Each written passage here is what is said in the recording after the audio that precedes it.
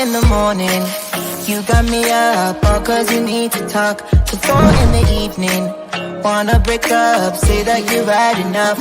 I'm tired of talking, again and again, argue about everything.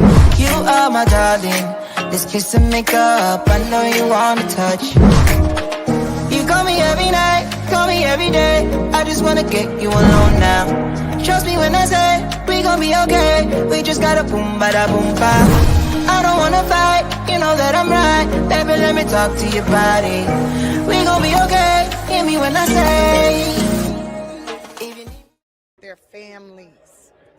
Now, it's not just about you, right? It's not just about you, sir. It's about your family, the people you create, the people that help you be who you are.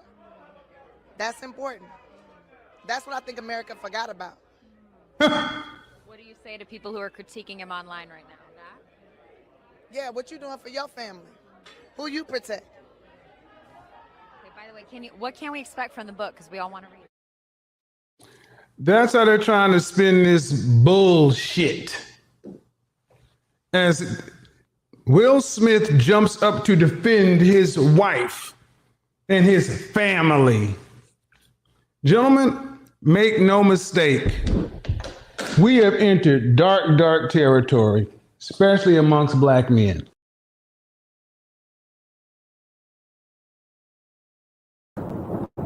Who told you that you couldn't rise from the morass of your current situation?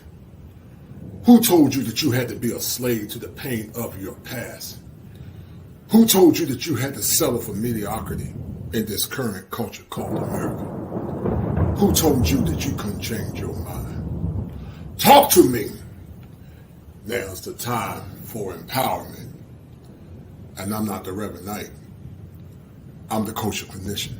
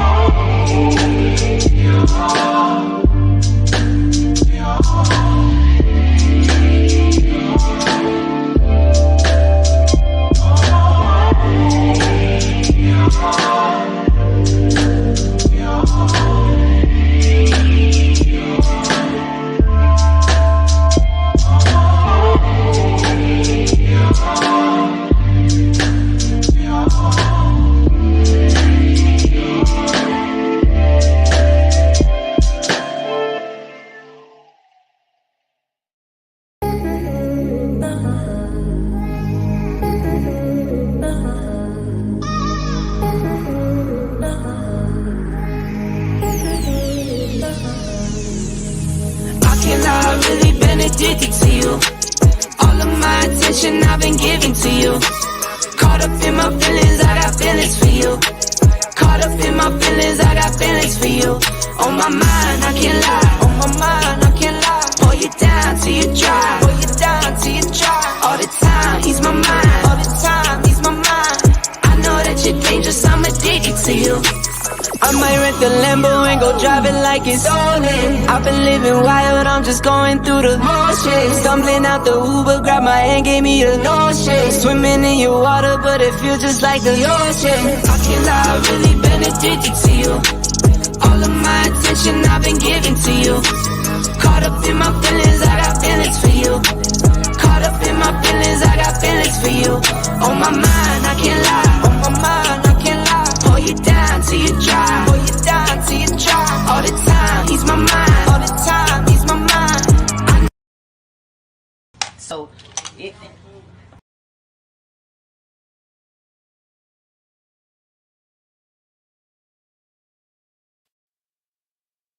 we are about to start. This is going to be a great show on today, guys.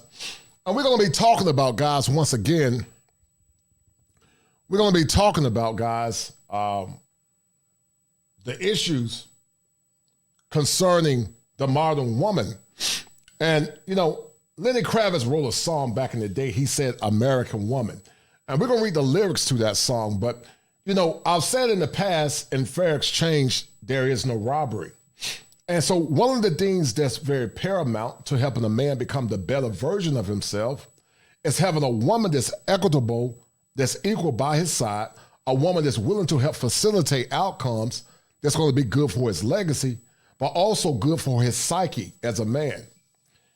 And so in modern times, a lot of modern men are in a state of flux because some are caught in a state of confusion. There are some men that want to get married and get a quality woman. But many men are saying that with the current malaise in modern times, most women don't meet their prerequisites. And so because of that, a lot of men have a conniption. They're saying that they're frustrated with the options that are currently out here in America. And many are saying that they want women that can help them meet their goals. But we're going to have a powerful discussion on tonight, guys, because, you know, all these shows tend to segue into one another.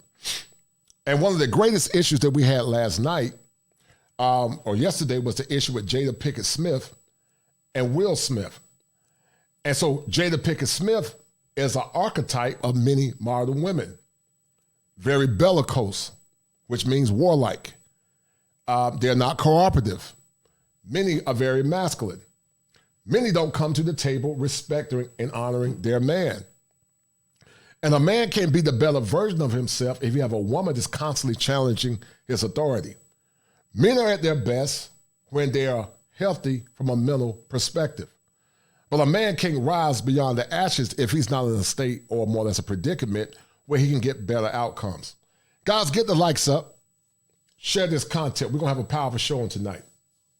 And we're going to ask ourselves the question, is there fair exchange with modern women? I want you guys to ask yourself the question, is there fair exchange with modern women? Most men are looking for traditional women. Traditional women are women that can help a man fortify his psyche. Traditional women are women that were born in families where they saw masculinity. Traditional women are women that know their place in the relationship. They come in to be an asset to their man, not a burden. But many men are saying that they can't find traditional women. Many men are saying that they are frustrated because they feel like they are constantly in a state of jousting and trying to define the regulations of the relationship. And a man that's on his purpose really don't have time to joust with his woman. A man that's on his purpose don't have time to go back and forth with this woman. A man on his purpose does not have time to put his life on the line. And so we're going to talk about 3 different types of women in this current milieu called America. We're going to talk about the dishonorable versus the honorable woman, the selfish woman, and the woman as it relates to being married. And we're going to play some clips by Dr. T. Hasan Johnson. Shout out to that brother. And I'm going to look at some clips from our archives from the past, and also a clip from Kevin Samules when he was talking about the current malaise with modern women, because the American woman is not meeting the expectations of many modern American men. Because men by nature, guys, are still expected to be traditional. Many are still expected to be traditional. Many modern men are still expected to be traditional. But what men are saying, the ones that are in the throes of relationships and the ones that anticipate marriage, they're saying to themselves, what am I getting from this relationship? Am I getting a woman that's cooperative? Am I getting a woman that's going to be an asset to my life? Am I getting a woman that understands with fair exchange there is no robbery? Am I getting a woman that's traditional at her core? And I think a lot of men are very confused because they know in their heart that what they're trying to find is very difficult to find. But many have been shamed into silence and shamed to deal with women that don't give them the best outcomes long term. So we're going to talk about it. We're going to explore some of the things that happened last night with Jada Pinkett Smith. That was a good stream last night.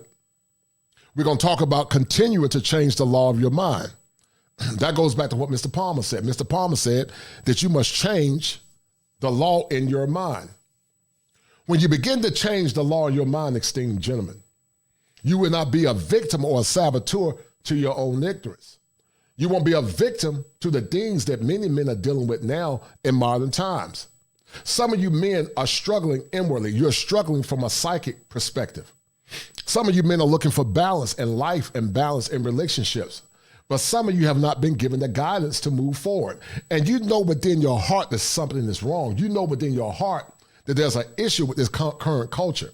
But every time you step forth to present the argument, or more or less to present the evidence, many will try to shame you back into silence and gaslight to make you think that something is wrong with you. But as I said before, guys, earlier in this show, in fair exchange, there is no robbery. And I'm going to pull up the lyrics by my man, Lenny Kravitz. Lenny Kravitz, he said, American Woman. And we're going to read the lyrics. And while we're reading the lyrics, guys, I want you guys to ask yourself the question, what percentage of American women do you feel are wife ready? If you feel like only 80% are wife ready, I want you to hit 1. If you feel that only 50% are wife ready, I want you to hit 2. If you feel that less than 20% are wife ready, I want you to hit 3. And we're going to talk about, to the young men that are single, what are your prerequisites or requisites that you're looking for in a woman? Because if we're going to have a more perfect union, men need to have the ability to get the best outcomes that's going to be beneficial to them. So I'm going to read the lyrics to Lenny Kravitz, and I want you guys to let it resonate as well. I'm going to read the lyrics to Lenny Kravitz, because Lenny Kravitz said, American Woman. And until we do that, I'm going to go through some of these comments, because some of the comments, the guys are saying that, Troy said, my man Top Gun said viciously 3. Nice sometimes says 3. And so we're beginning to see a pattern. You know, men are beginning to say the same thing, especially to the young men. And they're saying that less than 20% are wife worthy or wife ready. And that's a problem. But see, guys, when you guys share your disdain from your anecdotal evidence, because this is anecdotal evidence, and you know, you can't say 100% because you have not dated every woman in America. But all too often, men are beginning to see the same thing as it relates to modern women and modern relationships. Many men are beginning to see the same thing. And what they're saying is that they're not getting the outcomes that they want in modern relationships. And they're saying that it's an epidemic that you see manifest with many modern women. And that goes back against the code because it says American Woman. And so I'm going to pull this link up by Lenny Kravitz, guys. We're going to read the lyrics. And I'm going to see if you guys see a correlation between Lenny Kravitz and what he's saying about the American woman. Because art often imitates life. Art often imitates life. And when you get enough men saying the same thing, then that's a problem. But let's see what Lenny Kravitz is saying. Let's see what Lenny Kravitz is saying. He said, American woman, stay away from me. Mama, let me be. When you think about that, guys, What has been your experiences about the American woman? Are you in a state in your mind where you're saying now, American woman, stay away from me. American woman, mama, let me be. That sounds like a man that's in distress. That sounds like a man that's going through a lot of psychic turmoil. American woman, stay away from me. American woman, mama, let me be. That's a problem. And Lenny Kravitz wrote this song, and this song is not endemic to black women or white women. It's endemic to all American women. Don't come hanging around my door. I don't want to see your face no more. I got more important things to do than to spend my time growing old with you. Oh, wow. That's something to think about, guys. And yes, Lucchese, is the American woman equal modern woman? Yes. That's a modern woman in general, the woman that does not believe in traditional values. The woman that expects you to be traditional while she's still modern. That's the American woman, Lucchese. That's the American woman. So you're correct. Is the American woman equal modern woman? Yes. Now let me say something, because, you know, every modern woman is not a bad woman. There's some decent modern women that have traditional values. I'm going to say it again. There are some modern women that have traditional values, but they're not often manifest in the current world that we live in. They're not currently manifest in the world that we live in.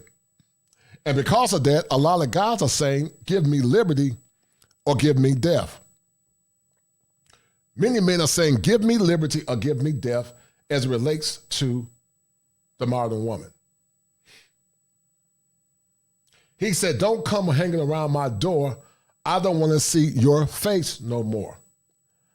I got more important things to do than to spend my time growing old with you. And many guys are beginning to say that. Many guys are beginning to say that they don't see the benefits of modern relationships. They don't see the benefits of modern relationships. Hold tight, guys. They don't see the benefits of modern relationships. And shout out to my man, XL Pro. He's an awesome brother. That brother supports a lot of black men content and black men spaces. XL Pro is a good man, and I really appreciate everything you're doing, brother. Thank you, sir. Thank you, XL Pro. Now, Lenny Kravitz said once again, now, woman, stay away, American woman. Listen what I say. Lenny Kravitz, once again, guys, is art imitating life. That's a man that appears to be going through what's called, in the clinical world, we call it a catharsis. He's going through things inside his head because he's frustrated with the current American woman. American woman, get away from me. American woman, mama, let me be. When you guys hear that, I want somebody to tell me in the audience, when you guys hear that, what are you hearing from Lenny Kravitz? What's been your experiences similar to Lenny Kravitz that's making you say you don't want to deal with the typical American woman? Because this conversation is very important. This conversation, guys, is very important. Shout out to my dear friend Luke Casey for that $10 super sticker, and that is a deal, right? Thank you, dear. I appreciate that. Thank you, Luke Casey, for that. That's a deal, right? $10 super sticker. Thank you, dear. I appreciate that. And shout out to my man Nice Sometimes. Shout out to Nice Sometimes. Nice Sometimes for the $20 super sticker. Thank you, sir. I appreciate that, Nice Sometimes. But this is what Nice Sometimes said. He said, modern women consider themselves woke and progressive. So modern men are also woke and progressive. And modern women don't like modern men having standards. Modern women want men to continue signing bad marriage law contracts. And many men are saying no. So what you're seeing in the song American Woman by Lenny Kravitz is also the personification of what you're seeing now, guys, with many American men. They're frustrated. And I told you guys in the past that needs are very important as it relates to driver behavior. Lenny Kravitz said, don't come knocking around my door. I don't want to see your shallow no more. Color lights can hypnotize, sparkle someone else's eyes. Wow, that's powerful, guys. Think about what Lenny Kravitz is saying. What Lenny Kravitz is saying, he's so disgusted with the American woman that nothing that she can do can lure him into a bad situation or a relationship. Don't come knocking around my door. I don't want to see your shallow no more. Color lights can hypnotize, sparkle someone else's eyes. And see, guys, what happens when men get into bad relationships, when men get into bad marriages, when men are caught up in the current negative court systems, well, a lot of men are saying that, it's not worth it. It's not worth me putting my life online. It's not worth me losing half of everything that I got trying to assuage the American woman. Because once again, guys, I want you to touch your neighbor and say, with fair exchange, there is no robbery. And like the late, great Bishop Charles E. Williams said, he said, y'all ain't gonna talk to me. Lenny Kravitz said, now woman, get away. American woman, listen to what I say. He said, now woman, get away. American woman, listen to what I say. American woman, I said, American woman, listen what I say. Don't come hanging around my door. I don't want to see your face no more. I don't need your war machines. I don't need your ghetto scenes. Color lights can hypnotize, sparkle someone else's eyes. Oh my God, that's powerful, guys. That is very powerful. And he's talking to not only women of color, but he's also talking to all American women, white women as well. Don't come hanging around my door. Don't want to see your face no more. I don't need your war machines. I don't need your ghetto scenes.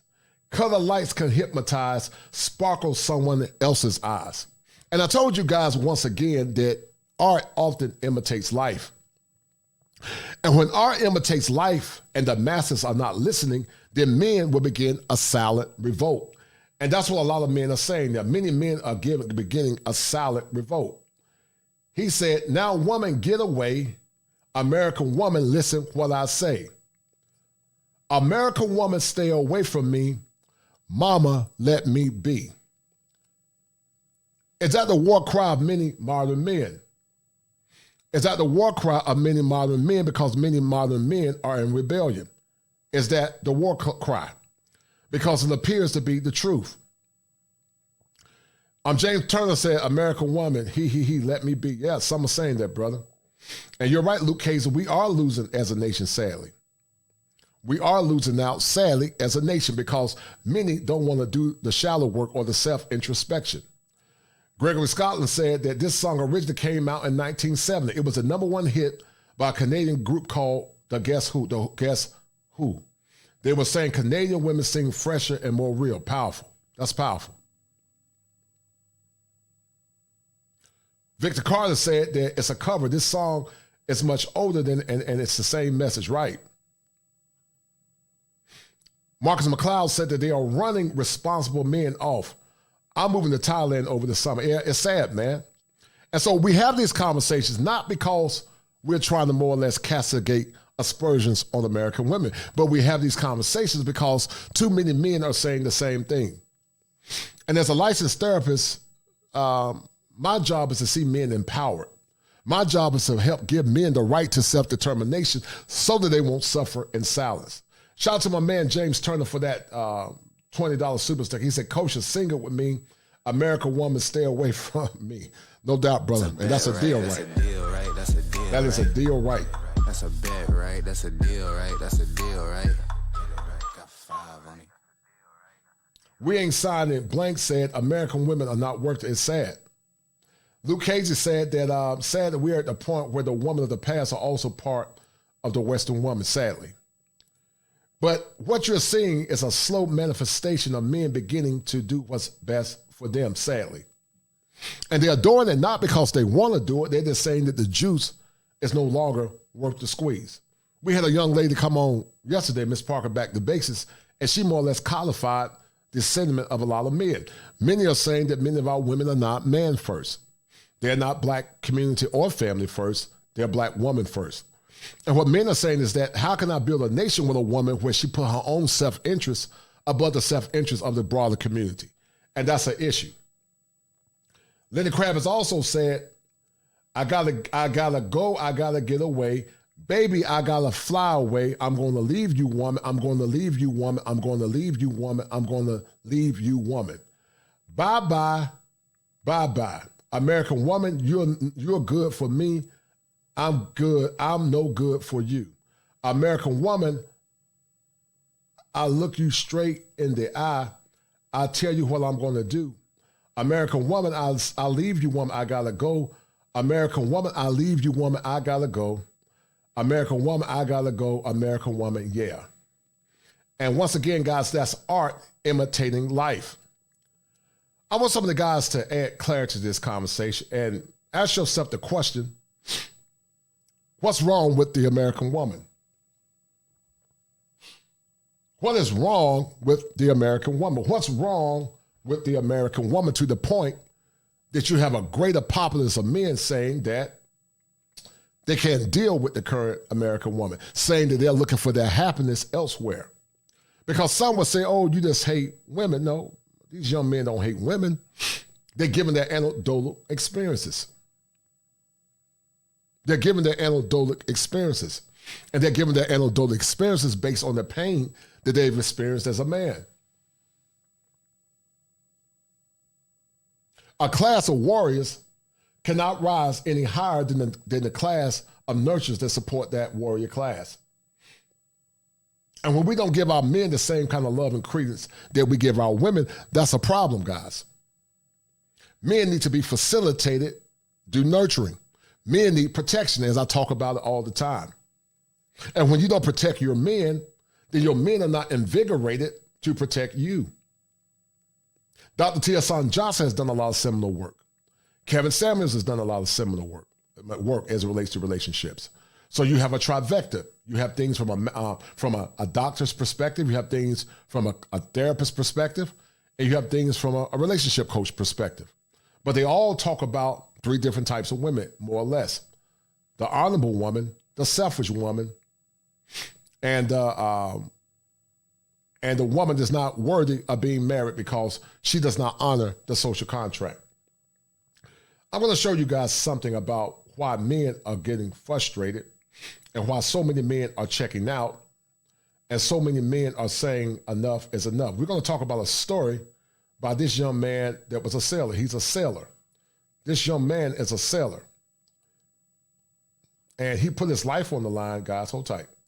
He put his life on the line because the Navy sailor said that he admitted he shot his wife's boyfriend 3 times. Because some of you men are going to lose your life trying to defend the honor of a woman that's not worthy. I'm going to say it again. Some of you young men are going to put your lives on the line trying to defend the honor of a woman that's not worthy. And as I said before earlier, with fair exchange, guys, there is no robbery. There is no robbery in fair exchange. When you give a man what he needs and wants, that man will give you what you want, which is honor, which is protection, and he'll give you his life. And we know there are some men that are not worthy of having good women, but I would say by and large, many good men are good men and they're invisible to many women. And what men are saying is that they're getting frustrated. They are getting frustrated because they're not getting their needs met. So we're going to play this clip and we're going to talk about it. Navy sailor is behind bars facing several charges after admitted to shooting his wife's boyfriend 3 times. Virginia Beach police say it happened Friday on Crystal Line Place near Town Center. Allison Basil dug through court documents to try and find out what really happened. According to court documents, before his arrest, this man, 26-year-old Tyler Jenkins, said to Virginia Beach police, quote, "What am I doing wrong? Did y'all get the gun that I shot him with?" Investigators say Jenkins, a Navy sailor, is behind bars for allegedly shooting his wife's boyfriend Friday night. Listen to this, guys. Listen to this. That's why I told you guys, once you falling in love can be very dangerous to the psyche of a man. Falling in love, guys, can be very dangerous. This man is giving his life to serve his country, but he can't even get an honorable woman. She's married, but she have a boyfriend. And see, guys, we live in a culture where we always castigate men as being the perpetrators of cheating and also the perpetrators of domestic violence. But that's not the case. True to form, most domestic violence is by directional. Shout out to Dr. T. Hasan Johnson. And so what you see over and over and over again, also to Harvard, is that you always have men in this negative caste type, black men or white men in this negative caste type, as they're seen as monsters. And this man has pledged his love for his wife, but also serving his country. But where's the uproar for a woman that's cheating on her husband as he's trying to give his life not only to protect his country, but also to protect her? And this young man is 26. And people ask me, why do I do what I do? Because I know that when men are in love, they're at risk of not only hurting themselves, but also throwing their careers and their lives away. Look at what Will Smith did last night, trying to protect the honor of a woman that's not loyal to him. She does not protect his honor as a man. She doesn't protect his masculinity. She has not protected his six, which is his ego. She has not protected his honor. She has not protected his respect. And I'm telling you, young men and older men, if you're ever in a predicament where you catch your wife cheating on you, don't shoot her.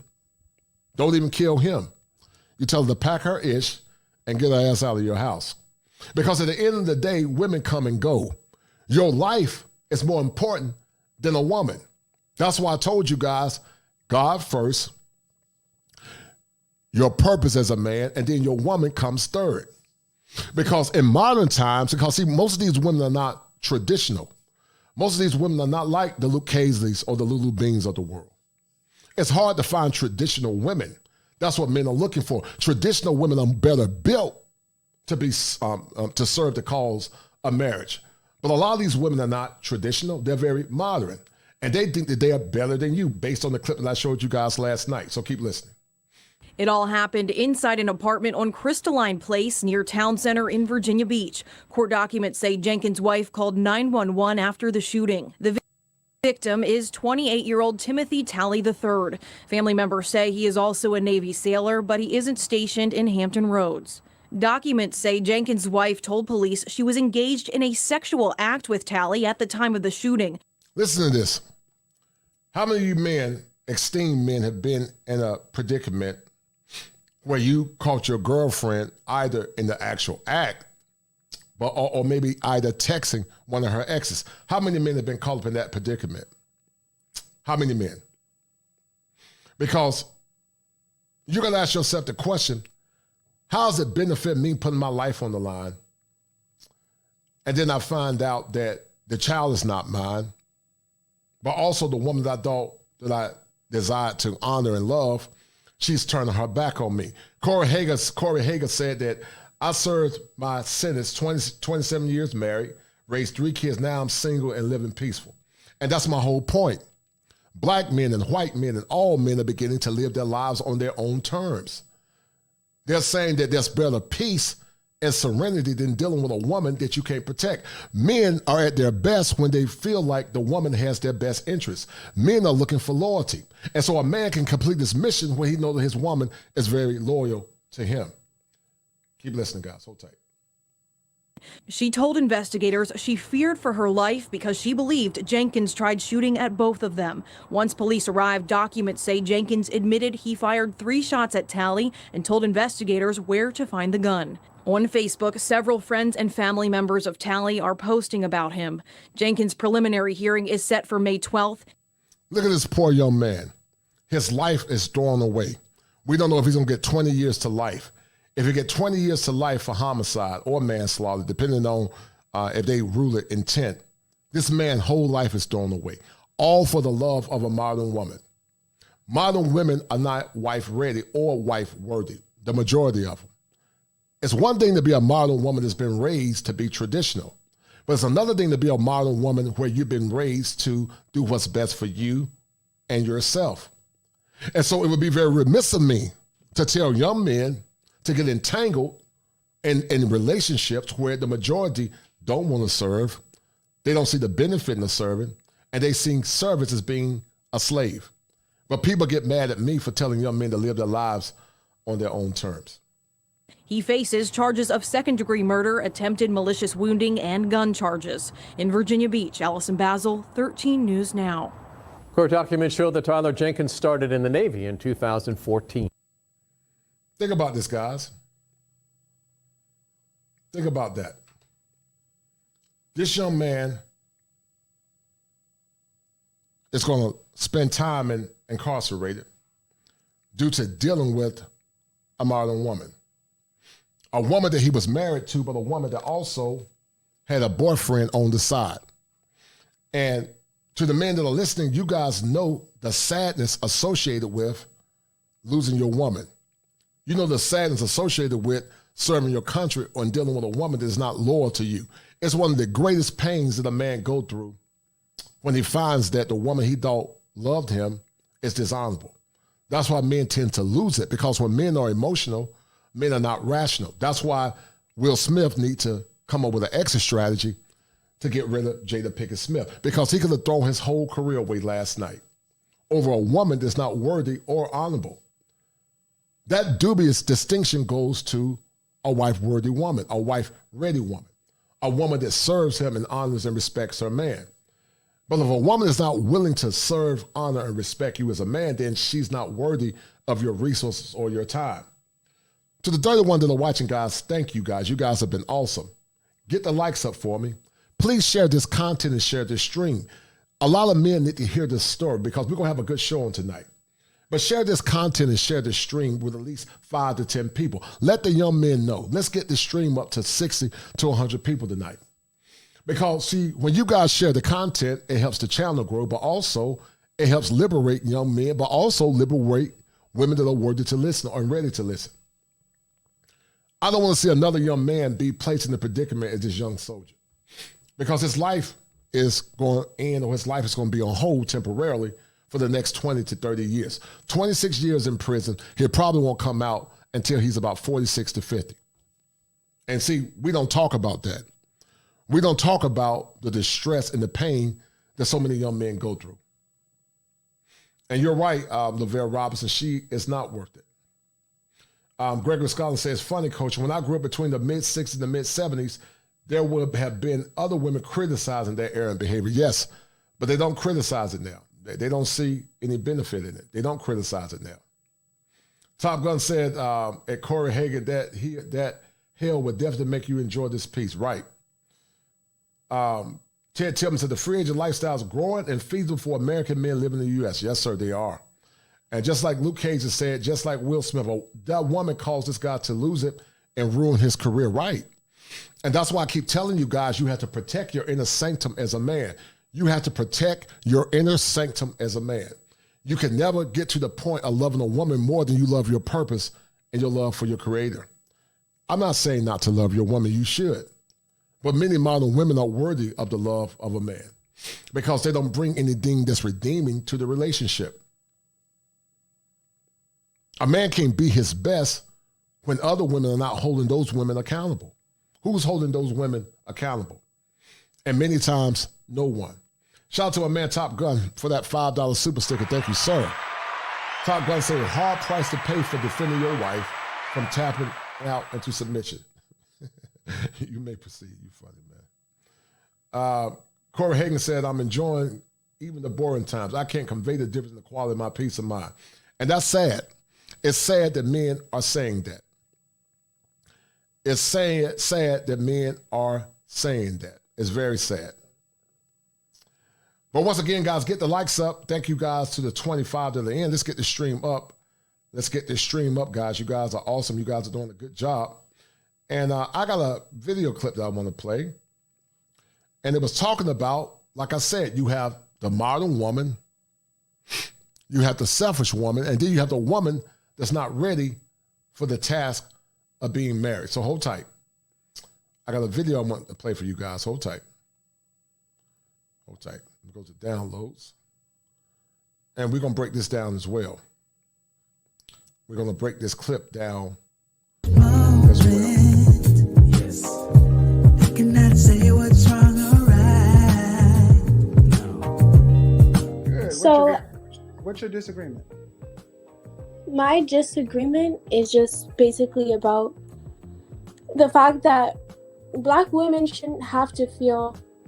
And guys, this is a story, a stream that Kevin Samules did a while ago. And it more or less talks about selfish women. It more or less talks about the nature of many modern women, always in the victim mindset, never self-introspecting to see the error of their way, and always pointing the finger at the man instead of pointing the finger back at themselves. And so I want you guys to listen. Obligated to smile to Black men. We're holding a lot of trauma. We're holding a lot of problems, How old are mental you? health issues. Hold on. How old are you? 24. And that's always the ongoing saga, you know. Listen, I'm not saying that trauma does not play a role in the kaleidoscope of mental wellness and behavior. It does play a role, but everything is not trauma. A lot of it is negative socialization, liberal indoctrination, progressivism, and woke culture. And what you're seeing there, guys, many guys are saying they're tired of it. We always use the default mechanism of trauma, and all of it is not trauma. It's not all trauma. Trauma does play a role, but you can't blame it all on trauma.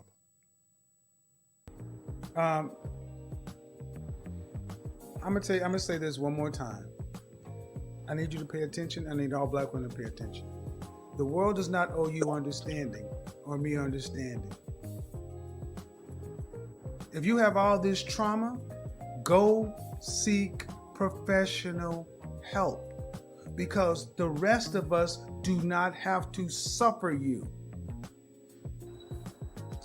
Okay, it's easy to tell Black women and Black people Do you not in the Black community to get help. Whose responsibility is it to get the help they need? But it's not available readily to our That community is easily. bullshit. Yeah. It is readily available. The problem is we don't value mental health awareness or therapy in the Black community because we have not been socialized as a people to more or less relegate it. That's why I do these shows, and that's why I infuse clinical science with the art of human behavior. Because if I just talk about clinical concepts, it will bore many of you guys out because your attention span is short. So I add, the entertainment piece mixed in with the art piece, the science piece. And that helps you to see things from a better perspective, almost like a storytelling. Keep listening. And guys, get the stream up, please. With the wealth gap growing, how many people Whose can responsibility is it to get the mental health they need? Who? It is ultimately the responsibility of us to get the mental health that we need. But I'm letting you know that we are very underserved. You can't make this stuff up. So you say we're underserved. You got to tell me that the therapists that already exist are overloaded. We don't go get help, ma'am. You just had a therapist on here before. I talked to psychiatrists, and first of all, understand who you're talking to. I know hundreds of, anyway. What do Black people tend to deal with? How do Black women tend to deal with their mental health issues? With a licensed clinician or with Jesus? And let me tell you something. It's nothing wrong with seeking faith and seeking God or Christ or whatever God you believe in. It's nothing wrong with that because actually the Bible and faith was a type of therapy for many Black people. Hymns was therapeutic for many Black people. So it's nothing wrong with more or less getting redeeming value through faith in the scripture. It's nothing wrong with that. But many times, when it comes down to therapy and faith, we look at it through the lens of the bio, which is the body, the psycho, which is the mind, the social, which is the environment, and the spirit. All four must coalesce or come together. I'm not saying that faith alone can't help you in your mental health. But if you don't understand the science behind what's called a psychosomatic response, how the mind sometimes can affect the body, then you're not willing to take things up to the next level. So when this young woman said that the help is not available, it's very much available. The point is, many times, people of color don't value the importance of mental health therapy because they've never been socialized. Other ethnic groups, especially Europeans, they value therapy, but we don't value it in the Black community because we've never really been exposed to it. And then when people try to give you guys stuff about therapy, many times we reject it. I've seen my white predecessors give shows and do shows about therapy. They have thousands upon thousands to millions of subscribers. I got to fight through hell as a licensed therapist and a Black man to get this message out. Because many times if it's not entertainment, sadly, many times our people, we don't take heed to it. We don't endorse it, or neither do we more or less verify it, because we say it doesn't work, and it does work, but you have to work it. Keep listening. That is what's pushed to us since from the age that we are little. No, ma'am. That's something we grow I up with. asked who. Let's see. I asked who they see. We're not gonna play. I'm not gonna play the lily pad game. Did it go to a clinician or did they go to the church? The church most often. All right, and these are educated. Most of these women are educated, and they've heard about therapy. They make the choice not to go. No different than, I'm gonna switch it up. No different than women understand and hear that being 200 pounds and 5 foot tall is unhealthy. But yet 80% of our women are overweight, and 80% of that is obese. They know the truth. They choose to do something else. The narrative pushed to us most often is that a guy wants a woman with a big ass. He wants, a thick lady. Accountability is kryptonite to modern women. Ma'am, you say the traumas. If I accept them, then you got to do something about them. Because what about the traumas that the black man has to deal with? But we still have to get out here and be functioning people in society, contributing. You don't get to walk around and say, have a special victim status. I'm not saying we should have a special victim status, but our circumstance is different. We are women. You're 24 years old. Is your circumstance harder or easier than your grandmother and your great-grandmother? Exponentially easier. We have access to information we didn't have. Exponentially easier, but you're handling it worse. Your grandmother, your great-grandmother actually could work with a black man with more trauma. Because they understood that the black woman and the black man are on the same side. Now they're... And many times they minimize the trauma of not only black men, but all men. Black men and black women were muse of the same cause. We were beasts of the same burden. But like I said, many times we tend to minimize what black men go through. We tend to minimize what white men and all men go through, because men are often seen as human doings instead of human beings. We're seen as machines. And that's why a lot of men are so frustrated. We are all free and independent, and we could do whatever we want to. Why would we seek to, be one with the black man? We even think that being... Thank you. Clip it, slice it. You heard what she just said, guys. The evidence doesn't lie. She said, why would we seek to be one with the black man when we are free and independent? And that's why a lot of men are checking out. That's why a lot of men are saying with fair exchange, there is no robbery. That's why many American men of all ethnic groups are saying, until we get our needs met, we're not signing up for this nebulous contract called love. A lot of men are not signing up for it. Keep listening. Put it on World Star. She said it. And God, share this content, now that please. You're independent, you don't need to be with. There you go. There you go. And there you go. And there you go. There you go, black man. There it is. She's finally got one to say it. Build businesses with us. Your grandmothers, and your great grandmothers had more trauma and more stress and did it better. They have exponentially less and they're handling it worse. But it's because they're free and can do what the hell they want to. They'll need to be with you. So you don't need to feel any guilt for taking care of you, for putting yourself first and making your passion, your purpose. And that's why you have counterculture movements like SYSBM, Save Yourself Black Man. You have Introspective Black Men of Reform. You have IPMOR. You have MGTOW. When needs are not getting met, men tend to divert and do what's best for them. I need 5 to 10 people to share this content, guys. Share this content. Let's get this stream up to 50 to 100 people tonight. This is a good show that's going to inspire a lot of young men of all ages and ethnic groups, white or black. But let's get the stream up, guys, because these conversations need to be had. We need to have that because it's very important. Corey Hagan said that white women doing the same stupid mindset, right? Just burn the world and blame a man, right, Corey? And that's what I'm saying. This is not just a black man issue. This is a man issue. American men and Western men are going through the same thing. To the point, guys, Western men, white men are dealing with more with Asian women because Asian women are a lot more cooperative.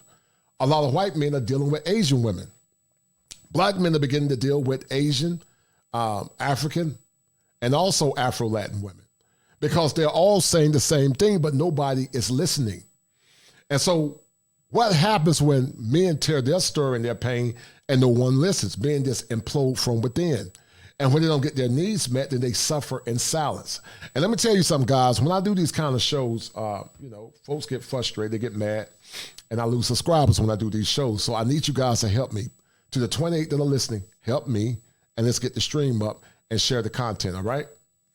And you're right, Mr. C, it is Marxism. It is Marxism. It's a form of Marxism. You're 1,000% correct. Shout out to my man, Sir Hill Speaks. Thank you, brother. But it is a form of Marxism. It is a form of Marxism. I agree with you 1,000%. Keep listening, guys. It's your priority. You don't need to feel guilty because this 24-year-old woman just said it. They don't feel any guilt about it. Thank you. So don't ask black men to care about your traumas when you can't even smile at us. 'Cause I'm addicted to the good life. Yeah. All right. What did you guys think about that expose? What did you guys think about that expose? Once again, you have modern women, you have selfish women, you have women that are not ready for marriage, and you have what's called honorable and dishonorable women. Would you say that this woman's behavior was honorable, or would you say that it was very dishonorable? Would you say that she lacked the self-awareness to see the error of her way? Because when you go back to the crux of what this woman said, she said, I didn't say it. She said, we're independent and we don't need our men. But who's holding this young woman accountable? Who's holding her accountable for those kind of, that kind of foolishness? Who's holding this woman accountable? And that's what happens many times, guys. You know, we can't build a more perfect union because many of our women don't want to look at themselves. There are a few good sisters that are willing to look within themselves and do the right thing. But sadly, many will not look within themselves. Many won't do the proper shallow work to see the error of their way. When I bring these shows, I do it not only to help men, but I do it also to help women, the women that are trying to get husbands, the women that are looking for men that can help them build in relationships. But what men are saying is that, what am I getting in return? Because once again, true to the title of the show, in fair exchange, guys, there is no robbery. There is no robbery, guys, in fair exchange. There is no honor among thieves.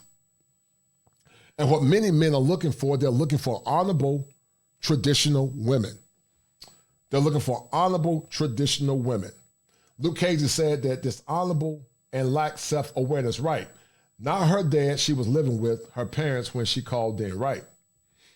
Very dishonorable. Very dishonorable. And see, I do certain shows to test the pulse of some of the people associated with this channel. The ones that are very genuine, they always stick around. But see, it takes a very strong woman to hear things coming from a man unapologetically masculine. It takes a very strong woman to hear what men are saying. Because see, many times, many men are tempted to say, go along and get along and tamper what they're saying. But how can our women learn if they don't really understand what men are truly saying? Not men that lie or pander for subs or pander for affection or pander for money. I'm always grateful for good women that come into this network and on my platform to listen and to learn. But what I'm not going to do, I'm not going to compromise the message. I can't do that because that wouldn't be fair to the men that are struggling. Anytime you get any fair critique, it's always seen as bashing or hate. And it's not. The truth is not bashing. My job is for men to get the best outcomes that they can get because many modern women are selfish. They don't see men as having souls. They just see them as tools or ATMs. And I know that that can impact the mental health and the mental awareness of a man. And no man should have to go through that. No man should have to go through wondering, guys, if the woman that he's dealing with has his best interest. Hold tight. I want to bring something up. This is from the show last night. And this right here, this proves my point once again, guys. Are in tune to their body. Women are in tune to their body.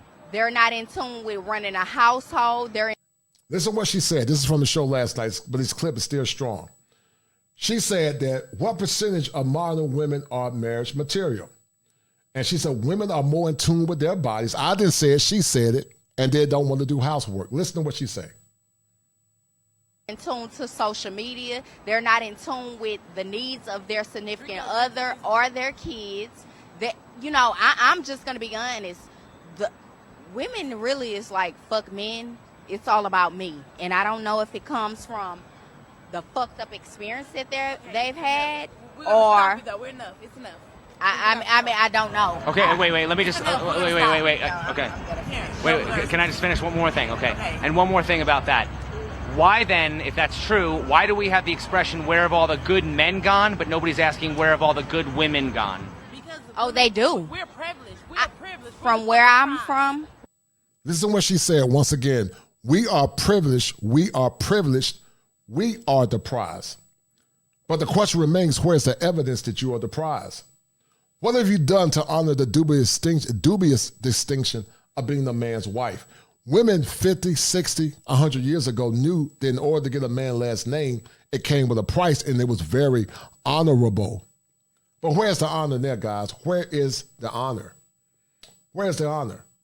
We're and the sadly, fucking there is prize. no honor. And if women don't know that we're the prize, fuck a nigga, we're the prize. Right. You guys saw it. You guys saw what this woman said. She said that we are the prize. We are the prize. Haven't done anything, but we are the prize. And like I told you guys, she could be a prize in her head, but until you deem her worthy enough to be your wife, she's just a prize in her head. And see, men, you have more power than you realize. You have more power than you realize. That's why I always talk about modifying your thoughts. That's why I always talk about modifying the law of your mind. Shout out to Mr. Palmer. He said you got to change the law in your mind. Once you change the law in your mind and begin to travel the world, you begin to see the world from a different perspective. What you see in America is a small sample size of a greater and a more broader world. And while I don't have any anger or animus towards American women, because my wife is American, she's black, not that that matters, and I've been married for 26 years. To the men that are listening, some of you guys want traditional women that are honorable and come into a relationship willing to serve you. But many of you men are not getting that. And many of you men are not getting that because you don't demand anything. You don't demand anything from modern women. You don't tell them, listen, if you don't meet my standards and meet the mandates of my program, so that's why a lot of our modern women continue to do the things that they do. Because many of you guys don't demand anything. You defer your power instead of demanding power. Many of you have been conditioned not to more or less demand anything. Because when you're raised by your mothers, and many times the mothers mean well, women by nature, many of them are selfish. And it's not a bad thing per se, it's all about survival. But women are inwardly selfish, they're inwardly selfish. But it takes a very conscious woman, a very logical woman, a very disciplined woman to realize I am by nature selfish, but I'm not going to use my selfish nature to subvert or more or less hurt a good man. And that's why a lot of men are saying that, what is the benefit? What is the benefit for me giving my life to a woman that does not benefit or suit me as a man? Now, I want to ask you guys a question. How many have shared this content? Because I want to get the stream up. I want to get the stream up to 50 to 100 people. So I need 5 to 10 people. Once you share this stream, I want you to share it on social media. I need you to hit 1 once you share it. I need you guys to help me grow this channel. When I do shows like this, some people get mad. They unsubscribe, and that's okay. Because I don't want people on my team that can't hear the truth. So once you guys share the content, I need you guys to hit 1. I need everybody to hit 1. I need 5 to, thank you, Luke Casey, thank you, dear. I need 5 to 10 people to share this content. Top Gun, thank you, Top Gun. I need 7 more to share the content. Thank you, Top Gun and Luke Casey. But in the meantime, I want to show you guys another stream because many of these women are more or less proving my point. They're proving my point to why I'm a licensed therapist. They're proving my point to why I do the things that I do. Thank you, Lavera Robson. Thank you. Thank you, nice sometime. We got 4. Thank you. I need 6 more. I need 6 more. Thank you. I need 6 more. So in the meantime, let me show you guys something else. And this is from a show that I did in the past. And this is the difference between a traditional woman versus a modern American woman. This woman is from Brazil. This is my friend Larry. And this is from the show that, it was a clip that I did called Honorable. This woman's name was Blue Jasmine. I can't think of her name. But anyway, listen up. 36, 6 months, he paid that. See, that's my point. Even after it was paid, you're still entitled until you don't want to have it anymore. You're not even close to being fair. Even in your scenario. Until the lease term is That's up. not what you, no, ma'am. It was very clear. You said 3 to 6 months. So that, and that's why. The 3 months, that's the proper thing to do. But ma'am, there's no proper thing to do with a woman like you. Ma'am, there's no proper thing to do with a woman like you because you are slick, you're fast and loose with stuff, and you're used to getting your way. You're a manipulator. That's who you are. Then you'll use words like toxic and this and that, hustle, city girl. There's no way to be even right with you. So here's the thing. I don't know what you believe in, but at 28 years old, I'm going to say something. Young lady, karma is real, whether you like it or not. And this is going to catch up to you one day. You're wrong. But wait, if hold on, ma'am. Hold on. Let me just say, ma'am, this man did right. Listen, let me say what I have to say, and I'll let you say what you have to say. I guarantee you, ma'am, this man did right by you in the relationship. And y'all were together. Afterwards, y'all became friends. You haven't said he did anything wrong, but you're treating him as though he is still your property and that he owes you something that you can't substantiate. You're just taking his money. Go ahead. And I guess he likes it because. Okay. And that's why I said, where's your honor as a woman? And that's why I said, where's your honor as a woman? Because that's I said, you talking about honor? And I said, where's your honor as a woman? Because even going according to you, 3 months to 6 months, ma'am, you've had this for 1.5 years or 2 years. And that's not even including the car. You got a whole man living up in there talking about we put in new mattress and new TVs. This is going to catch up with you one day because you won't always be 28.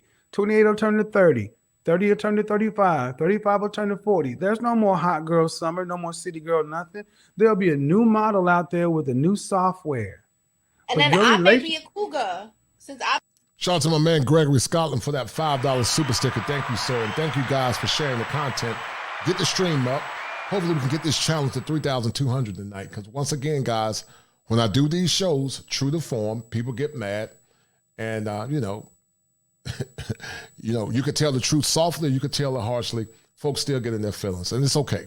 My mission is to serve black men and white men and good men, and also my mission to serve the women that are willing to listen and understand what men are going through, and not selfish folks that more or less get caught up in their feelings and don't want to understand the struggles that our men are going through. Keep listening. I believe well, this here's the only way you're going to be a cougar is it, but ma'am. It's been it for me, man. And like I said, once I ran across women who were fit, friendly, and feminine. Woo. And shout out to my man Al Greaves. Al Greaves, this is my homie up front. Him and I have traveled together. My man Aguapo to the bottom. He just got back. I think he's still in Rio. He just got back from Rio. And this is the American Brazilian and his wife, Thalita. She is an Afro-Brazilian. And we were talking about, are foreign women more honorable than Western women? Al Greaves, the filmmaker of Frustrated 1, Frustrated 2. I'm going to be in Frustrated 3 with my man Chris Strongheart and a few other brothers.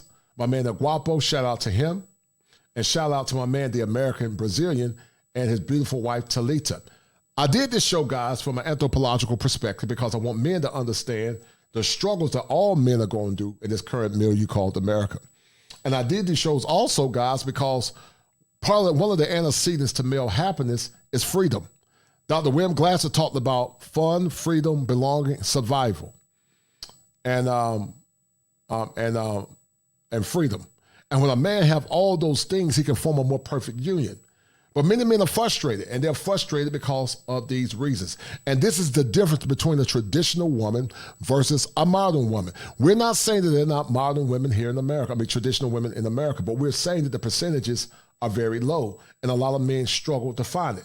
To the men that are watching, what percentage of women do you think are traditional in America? I want you to give me a percentage as we more or less play this clip. Keep listening. Ooh. Ooh. I came back a different dude. Man, all my friends' wives and significant others don't talk to me. Like I come back with word with freedom. I come back with a word of freedom. Hey, bro, you ain't got to be frustrated. You can always roll with me. I'll let you know what I'm doing. You can always roll with me. They can't stand me, man. They can't stand me. They can't stand me. I got some cool cats, man, especially in the Atlanta area. Well, I spent a lot of time in the Atlanta area in my 20s. I'm still cool with them today, man. But they wives look at me and hello, Al, how you doing? I know you just came back from Brazil and all that. And I tease him too. I tell my man, hey man, when you wanna go with me, man? You got Kobe out there. And I kill him first. But he ain't coming back. Once he get out there, he ain't coming back. So you ain't got to worry about that. But once I find they were fit, friendly, and feminine, and that feminine energy, it just did something to me, man. It just did something to me. But when I came back in, I came back into women who were being combative. And I saw a chick, I was just talking to her, and she said, wait a minute, hold up. I think, you cool dude. How much you make a year? What's this? What's stop. You don't even know my last name. You don't even know my last name. And you trying to get my bank account? You don't even know my last name. Right. And it just brought me the wrong way, and I wasn't interested no more. Mm-hmm. And once I travel, I'm not frustrated no more. Trust me, there's no frustration here. You see my smile out there. You see my smile out there. and the good thing about it, man, when I was there, I met a brother named Eric. He was a Portuguese. He was a Blanco. He was a Portuguese translator. And he took me to this Brazilian place where they had Brazilian meat. And the Brazilian meat is awesome, man. It's lean and clean, man. And Al, I was thinking about you when you were on the beach, man. You were actually glowing. You'll lose weight in Brazil. Your blood pressure go down. Your testosterone will go up. If you haven't had a boy, you'll make a boy in Brazil. You saw that glow I had on? Man, you had the soul glow. Yeah. Shout out to Dr. McCoy. You had the soul glow. I was at peace. You were at peace. I could see it in your eyes, man. And that's how toxic America is. So I started the topic by saying, are American women wife ready, and are Afro-Latin women the new black woman? And I'm saying that because many men are divesting. What many don't understand, Afro-Latin women are from the diaspora. They have African roots, African blood. It's like I did my blood test, and I'm 43% Nigerian. I'm about, I don't know about 10%. Cameroon, Congo. So I have, blacks in America, we're from all our bloodlines from the whole African diaspora, but Afro-Latin people are also from the diaspora. Actually, they're more African than a lot of people in America. So why were you frustrated, American Brazilian? Then Guapo, I want to go back to you, but why were you frustrated? And what joy and peace have your current wife given you that's giving you solace and peace of mind? I think I was frustrated because I felt like a window shopper with money only to purchase a product to realize that it wasn't as advertised. That's why I was frustrated. So when I met my wife, I think for me, the traditional aspect of her upbringing was very attractive, so much so to where, and I tell this story and it freaked me out. Right. When I decided that I wanted to be exclusive with her, not that I was dating around, but I wanted to just kind of see her and her alone, I asked her, I said, well, I want to make you my girlfriend. And I felt like I was 10 asking her this. And she told me that she said, well, and I don't know if you remember this, but she said that you're going to have to get my mother's and my father's permission. I'm like, what? Right. I said, you. And that's the difference in a traditional patriarchal family. The men are honored in those countries. They're not modern, but they're traditional. And, I feel like I'm a relic of the past because I grew up in a time when I remember this. But sadly, we don't have this anymore. We don't have it anymore, guys. We don't have it anymore. And because we don't have it, We have all this social disruption in our communities now. Keep listening. You serious? Because I thought she was playing. She was like, yes, I'm very serious. And so, of course, that I think it was a Monday. We called FaceTime her mom and her sister. It was a Monday, I think it was. I think it was a Monday. Anyway, and I talked to her mom, and her mom, we had a little conversation. And her mom said, "Yeah, as long as you treat my daughter with respect." But I hadn't talked to her father yet, so that was the following day. So the next day, FaceTimed her mother and her father. And he said, well, of course, if my daughter thinks you're a nice guy, come across as a good man, just based on our brief interaction, then yes, you have our consent.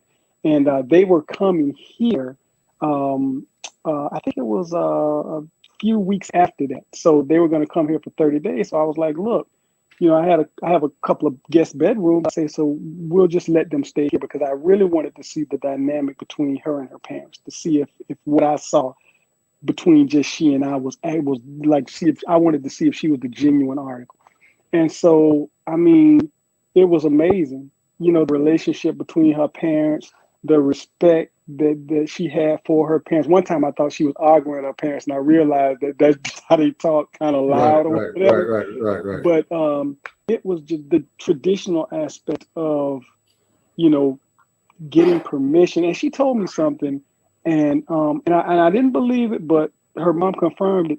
There is not one divorce in their family. It doesn't exist. I'm talking about on either side. It just doesn't exist. Great. And so for me, that, as somebody who's been divorced a few times, never wanted to, but things happen. That added to the attraction. So a lot of things about meeting her gave me piece upon piece upon piece. And even to this day, it just grows. Like I shared with them today, we were sitting on the couch and I said, man, this is like heaven to me. And she was like, what? I said, man, just you and my son, just us three, just being here. It's like, we don't have to be anywhere in the world. Just as long as we're together, the peace that we're experiencing is just amazing. And unbeknownst to her, a lot of it is from those poor point of references of past experiences based on where I am now. So, man, again, you can't make this up, man. You can't. It's got to be. And he's a good brother, man. He's so happy. Look at the joy in this man's face, man. Look at the joy that's in this man's face. He's so happy to be with a woman that's honorable, a woman that loves him, a woman that respects him. Look at the joy that's in this man's face. That's very powerful. It's got to be. I don't know, man. It's just real. It's real, man. She's the genuine article, man. Man, I'm happy for you, brother. I'm happy for you. About 6 minutes. I just want to ask a quick question to American Brazilian. 6 minutes. How did that process differ from the last your previous three wives you? Right. I was about to ask that. Right. Well, I think I would say the what sticks out most is the traditional role aspect. Mm-hmm. I wasn't having somebody trying to be me. You know what I'm saying? I wasn't having somebody trying to be the man and the woman. Right. It's almost like my wife is the woman, I am the man. There are certain things that are intrinsically allocated for me, and there are things that are intrinsically allocated for her. Right. But the last experience, it was like one person trying to do everything. Mm-hmm. And it was just the combativeness. It was on steroids, and it was almost like, and I don't know if you guys can agree, it was like that corporate mindset when people get into corporate America. It's just that like everything is a number. Humanity doesn't exist. Everything's calculated in just numbers, facts and figures. And my wife, everything is just personal. We're human. Family is first. It's not a situation where money is everything. It's like money is up here, family kind of falls somewhere at the bottom floor. And that's another difference. It's almost like, what do you have? It's so funny because I can buy my wife any purse that she wants. Right. But my wife, she likes Coach purses, and even with that, my wife will go here if she likes something, she'll get it. I was like, well, honey, let's get this right here. She said, why? You know how much I can do with that? It's just, it's just freaky. But man, I can't tell you how much money I spent on Louis Vuitton, Gucci purses, and all kind of stuff. And when they left, the purses left too. When they left, the shoes and everything gets left too. And so it's just a difference. So it's when they left, the shoes and the purses left too. When they left, the shoes and the purses left too. And that goes back to what I'm saying. Men got to understand what their nature is, because predatorial men lie and hurt women. But we live in a culture where women like the self-introspection, black or white, to see the error of their way. It takes a very strong, very wise, spiritual, and disciplined woman to look within herself and not become a burden to a man that she has promised to honor, respect, and love. But listen to what this brother is saying. He's giving you a dichotomy between the American black women that he married. He was married to two black women in America, was married twice. And then his current wife, that's a Brazilian. That's the difference. Keep listening. It's that's just a few differences, and they don't like, my wife doesn't even try to emasculate. You know what I'm saying? It's almost like, if you're a nice guy here in America, sometimes you're treated like a sucker. A sucker. If you're a guy that say, okay, look, I'll give the advantage. Okay, baby, let's do what you want to do. It's almost like, well, I've had people tell me, are you too nice and stuff like that. And it's kind of like, that makes no sense to me. Like, that doesn't register, as opposed to what? Hitting you side the head? Like, I'm not going to do that. So, yeah. I'm sorry. What were you going to say, honey? I thought you were going to say something. No, I'm going to say, like, can you guys hear her? Yes. Okay, go ahead. It's so funny. Hi, guys. Hi. How you doing? Oi, tudo bem? Tudo bem. I'm so sorry. I was putting babies for sleep, and then I'm here. My eyes is on you, and in the baby's camera too. So, and then I think about this. The first time when I got some gifts from America. After I realized this, but in Brazil, usually, like, if we are in some relationship and the guy give it for you ring, necklace, purse, stuff like this, it's like our horn, like a woman. When you broke the relationship, we return everything. They return everything. That's honorable. Like, it's rude for Brazilian men. Like, you return the things that they gave for you. And then when I arrived in America, so one day I won the ring, and then I broke the relationship, and then I returned. Right. And so based on what she's saying, guys, is that if any relationship that she break up with, she's saying the honorable thing is to return the ring, because that's an honorable thing to do. But that is what happens when you're raised in a culture where the women respect their men and have a level of honor and respect for their men. The love for a man is honor, respect, and a loyalty. That's the love for a man. Because when a woman can control her feelings and do things when she don't feel like doing it, then that's love. Because most women are going to put their feelings first. But this woman has been conditioned and socialized to honor and respect her husband. And that's why I'm so passionate about trying to inspire these young men. My goal is to inspire all men, white or black, Asian, whatever, and Latin. But I have a special love in my heart for young men, that are millennials, because they're the ones that are looking for wives, and they're saying that it's hell trying to find quality women in this current world. I said quality. There's a quantity, but how many are quality traditional women? Not saying that they don't exist, but listen to what these young men are saying. They're saying it's far and few in between. The ring for the guy. Right. So most part of the girls, Americans say, "Are you stupid? You should stay with the ring." And I say, "No, where is my honor? My honor. Right. I want to keep my honor." And then that's the honor. Honor is supposed to be your ring. It's supposed to stay with the ring. It's his honor. See, and once again, guys, With fair exchange, there is no robbery. There is no robbery in fair exchange. What are you guys thinking about this stream? What are you getting out of this stream? How does this stream resonate to you? I need to hear some comments. How does this stream resonate to you guys as it relates to the American woman? Because this is not a black man issue. This is an American woman issue. And so when you have good women that speak out against the injustices and the travesties that you see a lot of times, they often seek to put those women back into silence. They often seek to shame those women. They call those women pick-me's and mammies. And so how can we form a more perfect union, guys? How can we form a more perfect union when men speak up and say and declare what they want, but they're not getting the honor and respect that they deserve? How can we form a more perfect union? How can we form a more perfect union? That's the question. Get the likes up, guys. Share the content. Thank you. I appreciate all the donations as well. And I'm going to drop the stream in a few minutes.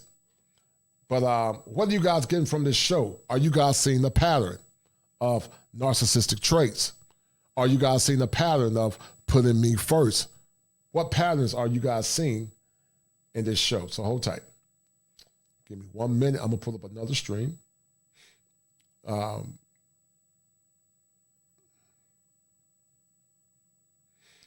And we're going to finish talking about it. What am I looking for? All right, hold tight, guys. What am I looking for? What am I looking for? All right, Dr. Johnson. Okay, hold tight. Hold tight. All right, so this is a stream from Dr. Hasan Johnson. Shout out to him. And Dr. Johnson's more or less talking about, he said that black men deserve more in marriages and divorce. Shout out to that brother. He's a good brother. He's an esteemed scholar, and we're going to play this clip for a few minutes. Listen.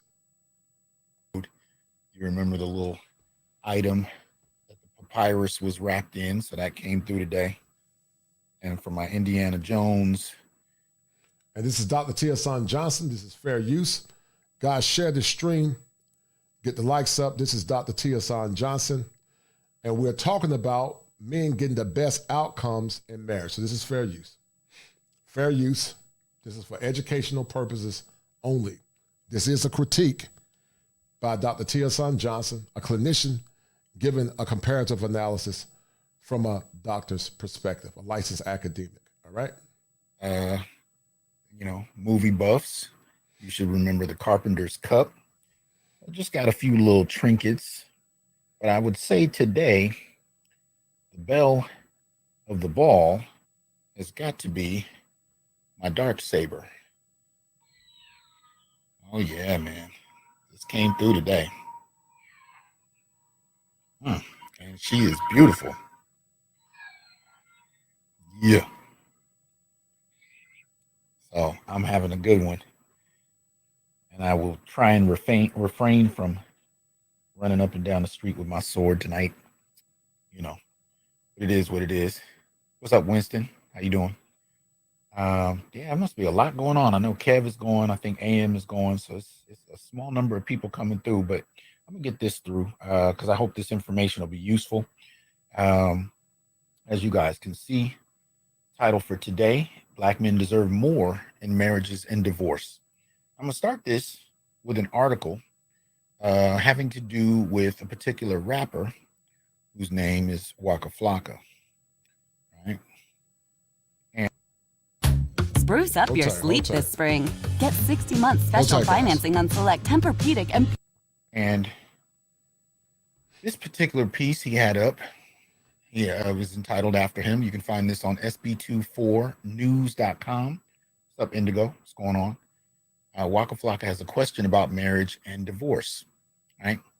So he says, Waka Flocka Flame has a serious question that might shake the table.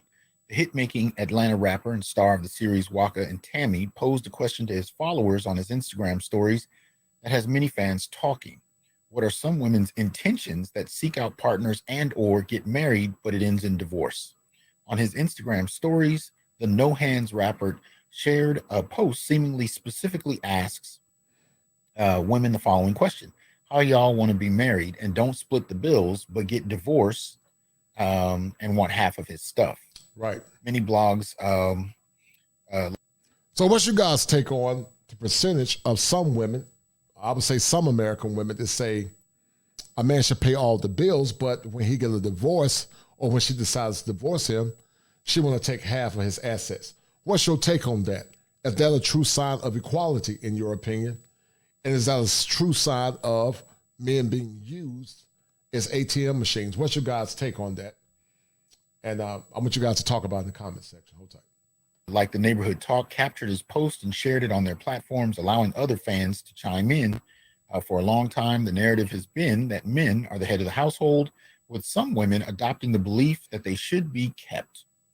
Over the years, depictions of this very narrative have often been shared in the entertainment industry. Right? Bill collectors at my door. What can you do for me? Sang Gwen Guthrie on the anthemic 1986 single Ain't Nothing Going On But the Rent. The song highlighted the materialistic lifestyle that many women tend to adapt to. I've got responsibilities, so I'm looking for a man who's got money in his hands, she continues to sing. Guthrie also vocalizes that a fly girl such as herself needs security, but perhaps the most famous line exists from the song besides its title, you got to have a J-O-B if you want to be with me. Hey, are you guys seeing a pattern? You got to have a J-O-B if you want to be with me. But once again, fair exchange, there is no robbery. What is the man getting in return? What is he getting in return as a fair exchange for his service, his time, and his resources? And all true guys, you know, many just see you as commodities. They don't see you as assets. They see you as only a commodity. And that's the issue. Keep listening. And that, of course, was immortalized by Eddie Murphy in Raw, right? Perhaps you weren't born in that era or aren't familiar with that song, so maybe you have heard the Destiny's Child 1999 chart-topping hit, Bills, Bills, Bills. The Candy Burst written piece is about a woman who at first is enticed by and falls for a man who claims that he has his finances in order, but after a period of spoiling her with the finer things and taking her places she'd never been, the man flipped the script and no longer did that activity. Thus, the relationship was through, right? What's up, BGS? Yeah, Friday Night Rumble for real. Indigo, what's happening? Cynical, what's going on? Right. So anyway, in 2010, Tierra Marie released a song called Sponsor, which features rappers Gucci Mane and Soulja Boy. The song glorifies the culture where a woman is financially provided for or constantly showered with gifts. He put them low profiles on my car. He treat me to a pedi plus manicure. Anything that I ask for my sponsor, he go buy, she sings. The comment section for the Neighborhood Talks resharing of Waka Flocka's question was divided. Still, some fans admitted that they never thought of the outcome like that. I don't even like him, but he has a point, wrote one user. Another wrote, that's a great question that I just don't have an answer to, sir. But there were others that were not trying to hear this question being posed because you're the provider, period, one fan commented. Another shared, I just want things for my time wasted. See, I mean, this is the thing. We have this kind of one-way traditionalism that's very popular in the West, and it's not limited to the Black community by any means. But basically, the fundamental idea is that men are supposed to stay locked in the 1950s, protect, provide, so on and so forth. What do you guys think about that dichotomy? How's that impacted you guys in a negative way? What do you men think about that dichotomy? And go check out Dr. Hasan Johnson. He's a good man, a good brother, and a very brilliant scholar. And I respect the brother 100%. But what do you guys think about that dichotomy and also the hypocrisy? Go check out Dr. Hasan Johnson. Good brother. We're still supposed to measure our manhood against those principles and ideas. Women don't have to do anything. I mean, they literally could work full-time, not work at all. They could have children, they could adopt, they could have abortions, they could work part-time. There's no structure that you're supposed to impose on women, but all kinds of expectations on men. So even though Waka Flocka is talking about divorce, you could actually take this question to the very idea of how we conceptualize relationships. And right now, the way we tend to do that is that men need to stay locked into this idea that provides a foundation of security for her while she can literally become anything she wants. And anything he wants is an imposition on her values, on her life, and on her choices. And if you doubt that, think about a time, or if you know someone else that's been through this, where a man wanted a baby and she didn't. Or the other way around, of course, right? She gets pregnant, he doesn't want the child. How much say do men have in either one of those scenarios, right? So the basic idea is this one-way traditionalism doesn't tend to work for men. But I thought Waka Flocka's question was an interesting one, and I was surprised to see it in the public space. Of course, I anticipated the responses he got, but I'm glad to see men raising these kinds of questions, right? Glad to see it all together. Now, I need to shout out Davy MGTOW Ibmore, because he's actually sent posted something on Facebook that provided a lot of useful data to this. So shout out to you, sir. I'm gonna take some of y'all through it, because this is what gets at the heart of what men deserve, right? So the first one. And so ask yourself the question, guys, what do you feel like you deserve? Some of you men in here are esteemed brothers. You guys work. Some of you guys are six-figure earners. Some of you guys have no kids. Some of you guys are blue-collar workers. Shout out to my blue-collar brothers. Shout out to my blue-collar brothers. Some of you guys are professional men. And so you're going to ask yourself the question, what do you deserve for your time, your service, your money, and your expertise? Because many come into relationships saying that they're not going to more or less cook or clean. They think it's not fair, but yet they want the ring. And see, in other cultures, there are many women that still do traditional things, and they still take care of things around the home. But many men work, and they still do traditional things like cutting grass, fixing things in the house, paying for all the repairs, and doing all the traditional things. But the thing I never understood is that many women say they want to be married and have the ring, but they don't. But they complain about the task and the duty of marriage. And women from other foreign countries still work, some of them, and they still do what they're supposed to do as a wife. But we assume that men that's come home, the woman works, and then got to cook and clean, and he sit on his behind. And as Dr. Hasan Johnson explains, that is a myth. One you can find on the U.S. Bureau of Labor Statistics. And again, I'm going to put all these links in the description box after we're done recording. And this is the traditional kind of breakdown of how men and women spend their time in terms of household activities. And the prevailing idea we've heard since the 1980s is that women have a second shift, right? Where they have to come home from work and do all kinds of extra work, and men just sit on the couch and watch the game, or at least that's the popular stereotype. Now, back in the 1980s and 90s, even people like Warren Farrell began to talk about how this was erroneous, that even at that time, they did find that men did the same amount, if not more hours of household work, but a little different. And we're going to look at that in a second. But I just kind of wanted to remind you of the norm. And these are the kind of ideas that especially women get, but I think men do get it too in college, right, in classrooms, maybe even in high school at this point, where we're told that men participate in the exploitation of women by making them do extensive housework, even though both people go to work every day. That's the standard story, right? This is where the ideas about marriage as a form of prison for women, patriarchy and its exploitive nature of women, that's where a lot of this comes from, this dynamic here. Well, we go to this piece here on the Good Men Project website entitled These Chores Don't Count on Men's Hidden Second Shift. And I think this is a reiteration of Warren Farrell's argument, right? So it says housework, as it is defined by those who keep the statistics, does not include many chores traditionally handled by men. The stereotype, housework is the only activity at which men are allowed to be consistently inept because they are thought to be so competent at everything else, according to Letty Cotton Poggerman. See, the thing about this idea is this is one of the things that promotes such intense contempt for men, even by young girls who haven't even been in relationships yet. But when they read this kind of stuff, or I should say the kind of stuff we saw on the chart before, or sit in classes that promote the idea that men don't do anything but exploit women, it promotes a contempt, right? So it reads, for decades, the Bureau of Labor Statistics has conducted the Americans Time Use Survey, and the University of Michigan has conducted the panel study of income dynamics.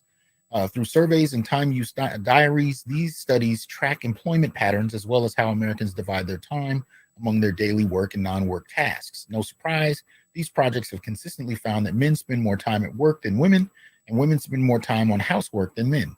These gaps, which were once huge, have significantly narrowed over the decades until stabilizing in about the late 1990s. Two specific findings illustrate where we are today.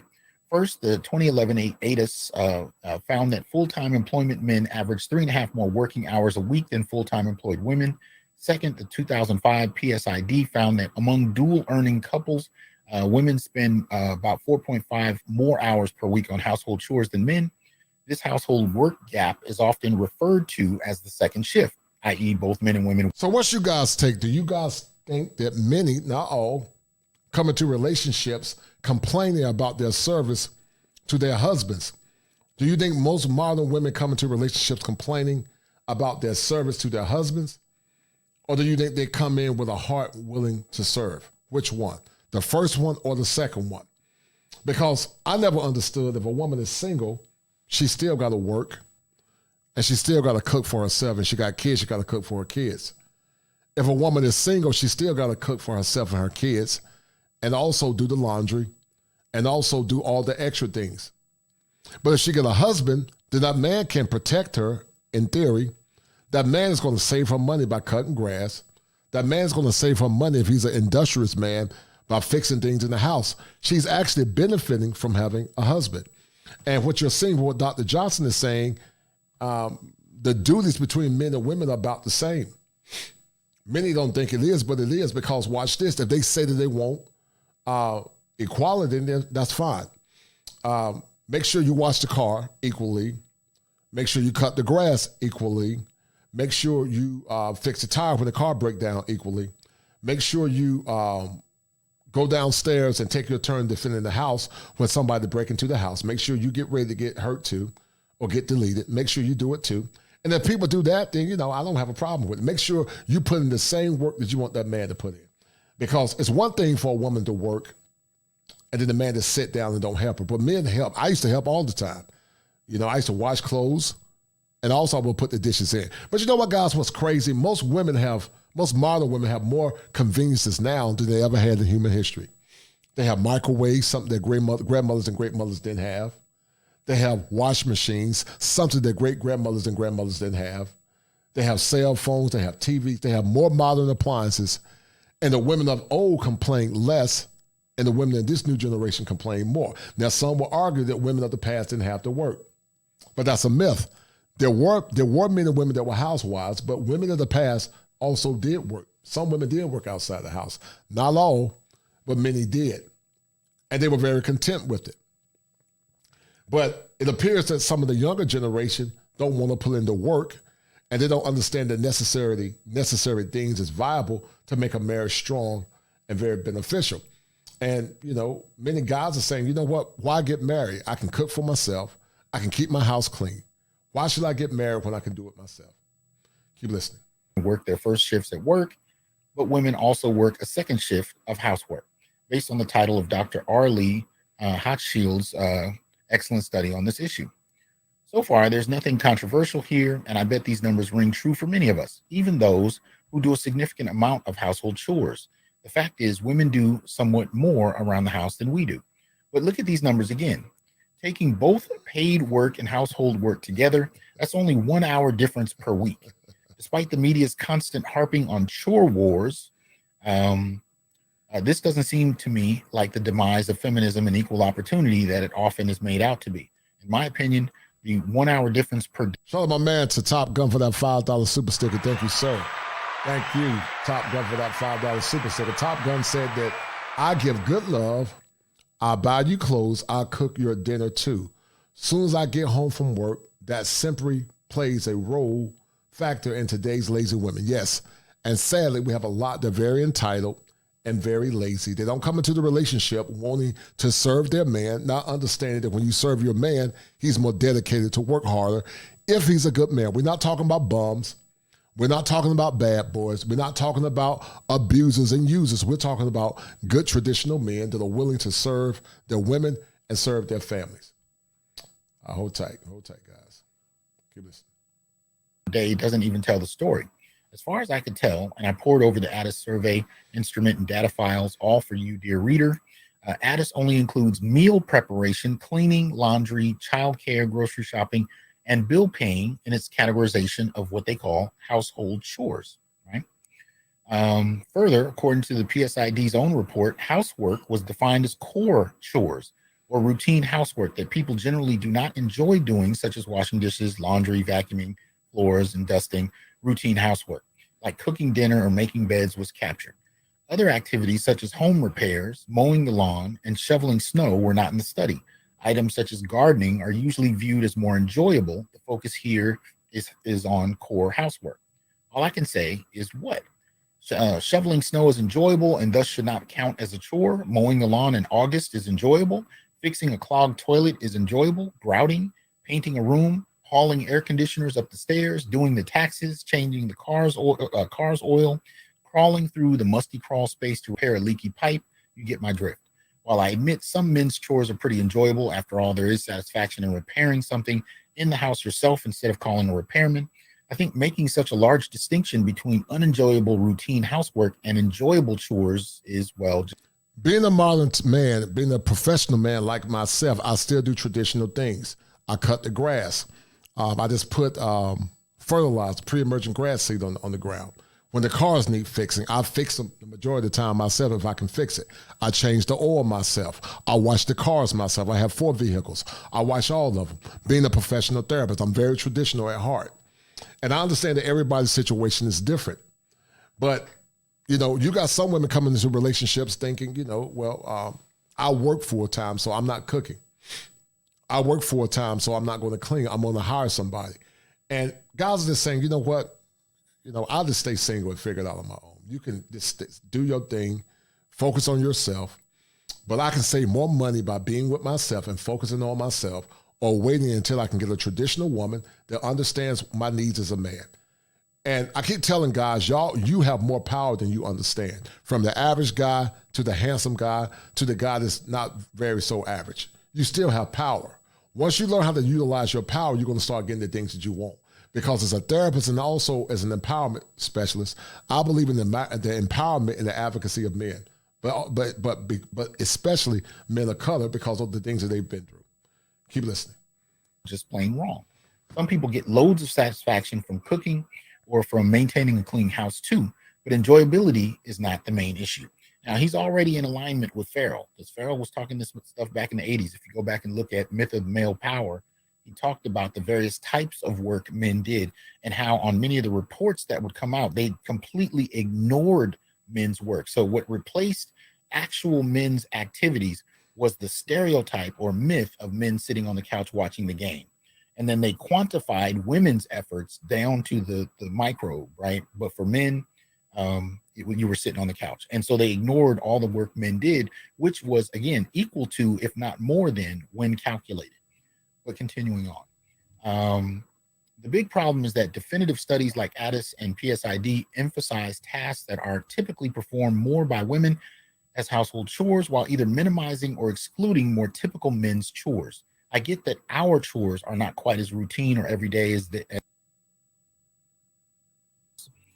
where we would talk about gender roles. And of course, my female students would be more outspoken about it. My male students would generally be pretty quiet. And when we get to this whole question of gender roles, of course, they had been trained I had to speed up some guys to shut the idea down. So I would pose a scenario to them. And this was actually a scenario I witnessed one night at a Red Lobster. You know, a couple was coming out. Actually, it was a family coming out of the restaurant.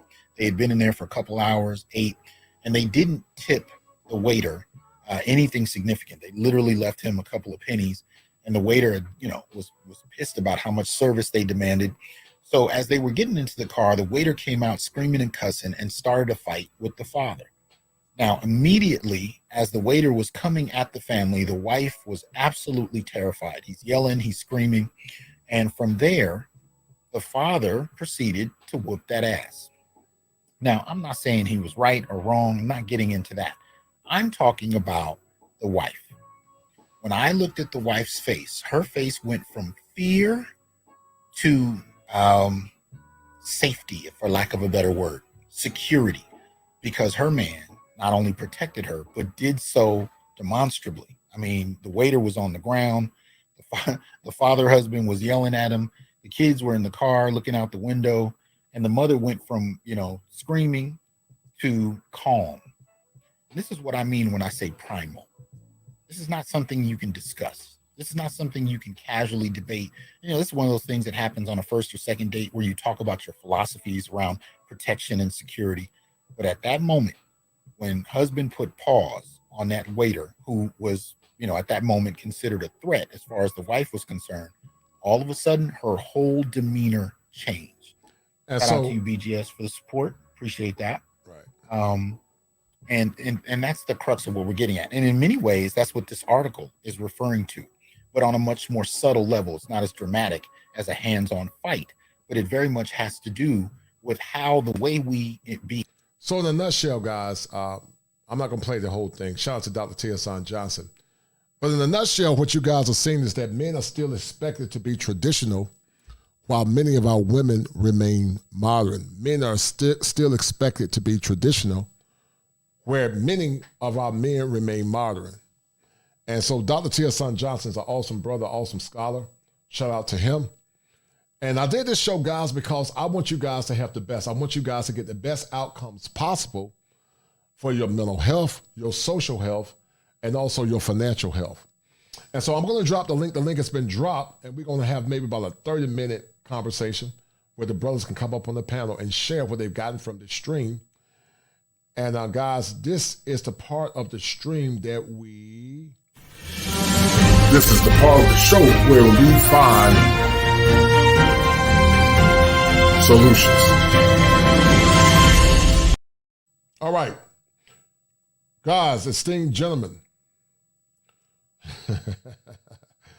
Corey Hagan said, Coach, I'm a traditional bachelor. Hey, man, I ain't mad at you, brother.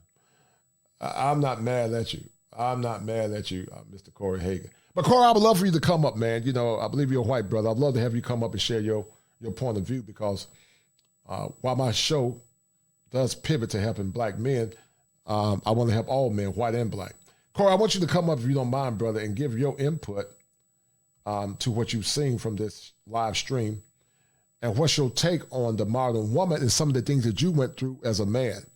So Corey Hager, I would love for you to come up, and also Westside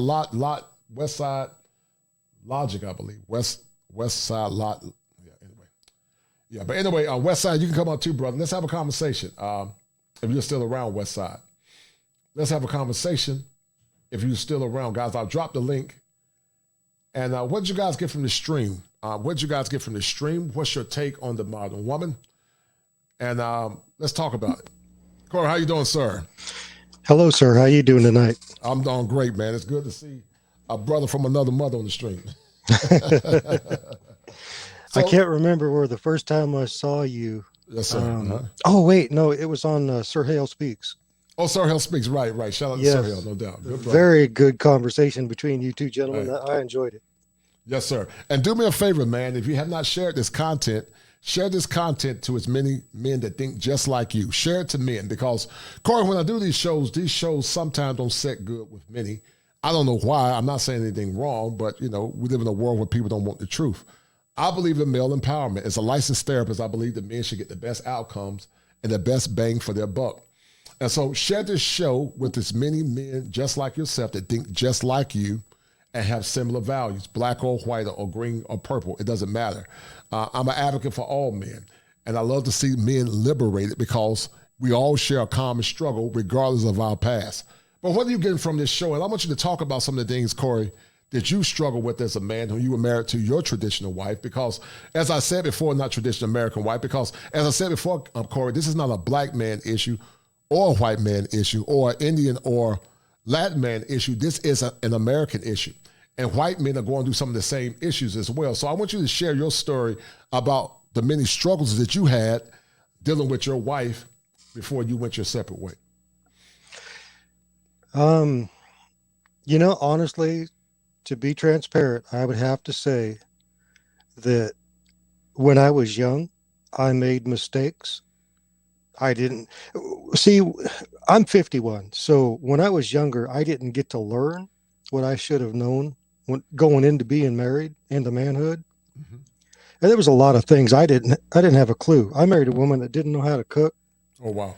I mean, she was a trust fund baby, Mhm. and it was different. Today, what you do for the young people that are listening, and even for people my age that are learning now, Yes, sir. I appreciate what you do. I really do. I appreciate it, man. Thank you, sir. We never had this when we were growing up. Right. I mean, through the 70s, through the 80s, I mean, what did we have? They glorified disco, they glorified cocaine, they glorified, and the preachers were always getting busted sleeping with some woman on the praise team. I'm going to throw it out there, Right. I've sat on staff in 3 churches, taught Sunday school. But yeah, it just seemed like the longer we were married and the older she got, she just became more modern. And I never really did get along with her mom. Oof, no. Just a bit on the extreme side. But she literally turned into her mother. Right. And And Carl, when you say modern, I want you to explain that. And what role did you contribute to her bad behavior? What do you mean by more modern? What do you mean by that? the previous video on Kevin Samules, where the woman said that we don't need men, that right there is pure. That's a plain description of what took place. Absolutely. I mean, I'm a guy, I think in pictures. I know everybody here, most of us watched that video, and it played out just like that as the years went by. She just became, I'm a Christian, and when the Bible talks about the high thought of the day, this is what the high thought of the day is today. In our country, independent, don't need a man. And, to be honest, they don't. The men in this country and the men before us, we have created such a country that our women do not need us to survive. That's true. They don't need us. Right. It just, and it may be kind of a hard thing to face, but when you come to grips with that, this person you're married to does not need you. It goes against everything you're taught when you're a kid. Because I spent most of my days hanging around the gray-haired crowd. Right. Because the people with the white hair and the gray hair, are like you, salt and pepper, Salt and pepper, right. They're not as chaotic as young people. They're more focused. And yeah, it just, oof. But anyway, that's about it in a nutshell. Right. What role do you think you contributed to, and maybe you answered the question, my mom's so great, but what role did you contribute to that bad behavior? And Westside Logic, if you want to come in, brother, the link has been dropped. If any other brothers want to come in to add to the conversation, feel free to. But go ahead, Mr. Hager. I married a woman expecting marriage to make her a wife. That was a big mistake. I did not marry a woman that was wife mindset. What she wanted was a marriage and children. She wanted that wedding picture. Right. Had over 200 people at the wedding. Right. And she wanted that picture. She wanted that to, whatever, to show everybody. And there's a lot of nonsense that came with it after that day was over. In fact, it didn't even take a week and a half. And it was like, really? How long were you guys married? We were engaged for 2 years. She was still in high school. I'm 3 years older, so I wasn't going to marry her while she was still in high school. Right. And I was under 21, so, got married when I was 22. We were married for 27 years, raised 3 kids. I shielded my children and stayed with her through, well, I won't go into details, but I understand. But I've seen her older sisters. She's a product. She's the both of her parents are older. They had children from their previous marriages, and she was like 15 years younger than her siblings. So she was truly spoiled. Her mama never taught her to cook. She didn't clean, rarely did laundry.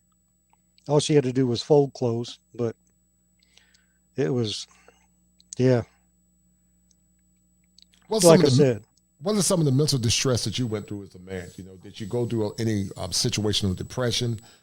Did you do anything negative to compensate for that distress that you were dealing with? Yeah, because you get with somebody who's not mentally equipped to be married to, and then she starts having babies and she's not mentally fit for it. Okay, she went into depression. And then you try to have the mercy, because I am a Christian. Right. I'm not afraid to say it. No, I'm not perfect, but right. Same here. But and after a while, I mean, after a decade goes by, you kind of start to go into a survival mode. It's I don't know, you withdraw. I mean, I helped her get through 2 bouts of depression. She's just not a strong woman. In fact, none of the women on her side of the family are strong women. They're not. They're emotional. Narcissism. Narcissists, right. They're not strong people. Right. Anybody you got to walk on eggshells around, that's a delicate individual. Right. They're fractured. Right. I actually did a show on that, talking about narcissism and how it impacts a lot of our women, and many times they're very sensitive and they're gaslight and all of that. Yeah, it's never their fault. Right. What role do you think the church has played in the demise of modern women? Do you think too many modern churches placate to the egos of many modern women to the point it's giving them a false sense of supremacy? Oh, that's easy. Because the preacher stands behind the pulpit and tells them everything a man needs to do. Everything a man needs to do. And they look at him as a perfect example, but they don't live with him. Right. Men are men. Right. I know what preachers do when they go home because I've heard their kids talk about it. It's just men. Of course, they have more responsibility, but it's not someplace I want to stand. I respect the position for sure. Right. But so basically what happens is you go to church and then your wife ends up looking at the pastor as a spiritual husband. Right. And then you get replaced and didn't even know it. Right. Exactly. You get replaced with perfection. That's an illusion. It's an illusion, right. Well, because the word's perfect. All you got to do is talk the word. You're perceived as perfect. Right. There's no reality. I mean, the reality is we need a redeemer, but but anyway, sorry to, I really appreciate your show because there's so much that you say that just, I just love the content. Well, I appreciate it, man. Sadly, we live in a time, Mr. Hager, where we love poppycock and foolishness over things that are sustainable for the mind, body, soul, and spirit. And so when I hear you say that, I feel very honored that you like the content. And I will hope that you share it, that you'll share it with other men that think this like you. If you know other men, black or white, that need this help, send it to them, man. Oh, yeah. Because a lot of men need to be liberated. How old are you, Corey, if I may ask? I'm 51. Okay, you and I are around the same age, and I'm a class of 90, 89. But, you and I, when you look at the times, how the times have changed, we came from the class of, I think you class of 88. I was supposed to came out of 89. Well, I came out in 90. But what's the biggest change that you see in modern women now compared to when you and I were teenagers growing up? Oh, wow.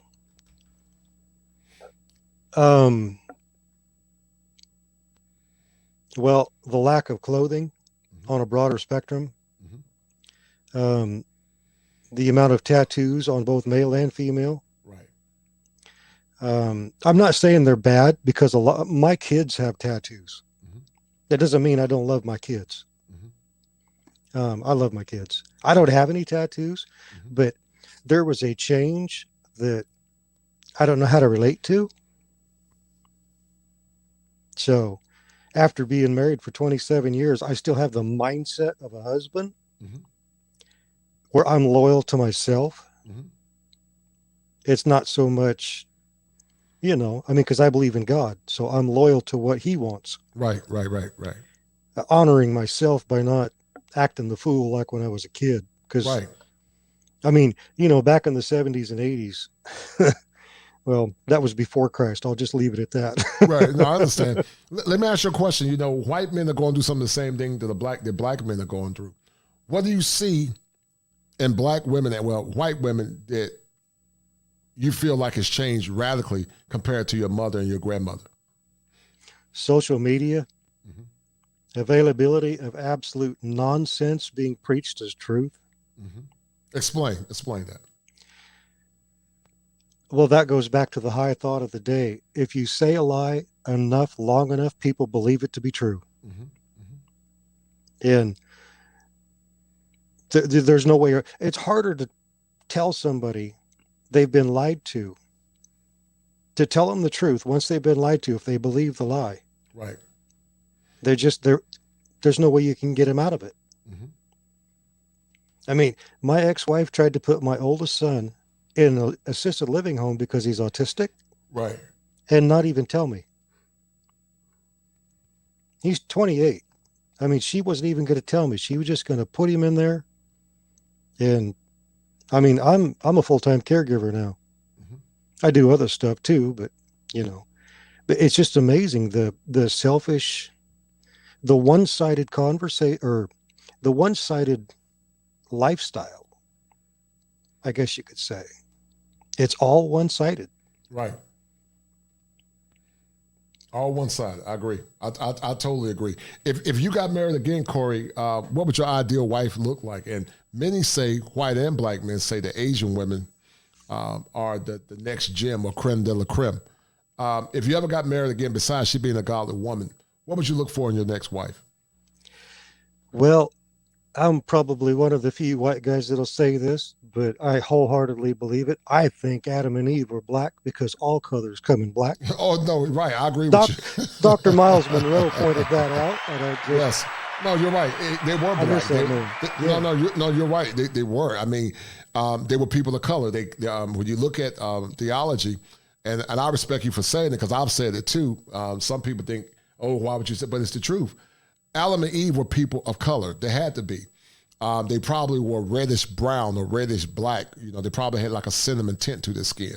But in the gene pool of Adam and Eve, they were able to replicate all nations. Adam and Eve probably had what's called a heterozygous dominant allele, meaning there was a dominant and a recessive. And when you bring two people that are dominant and recessive, they make a multiplicity of different ethnic groups. So I agree with you 1,000%. The original humans were black. The original humans were Adam and Eve, and the original man was black. And I'm gonna say this, Corey. I believe that's why black men go through so much stress and struggle and pain, because the enemy knows that the original man was black because he's the reflection of God. The Book of Revelation talks about having the hair of lamb's wool, and so I agree with you 1,000%. But back to point, what would your next wife? What would you look for in your next wife? What qualities would she have? Well, they're not exterior. The color of her skin to me is irrelevant. Okay. I need, I need a woman that understands that she is loved by the Lord. Oops, excuse me. That she is loved by the Lord, because you have to be equally yoked. This stuff about marrying somebody totally based on their looks, right? Because it's your preference. Don't pray that you never get what you want, because what you want may not be what you need. Right. So I don't care about the exterior so much. Yes, I want an attractive woman. Right. But her color is irrelevant. Right. I'll take the right woman. Right. No, I respect that. Same here, man. I respect that highly. Westside College, I don't know if you're still around, brother. If you're still around, pop in. I'm sure the stream has got a little low. People getting ready to go to bed or work. But let me read out this super sticker to my man, MC Recovering Wellness. He says, so deep and true, but walking around eggshells had me so upset in relationships. Thank you, brother.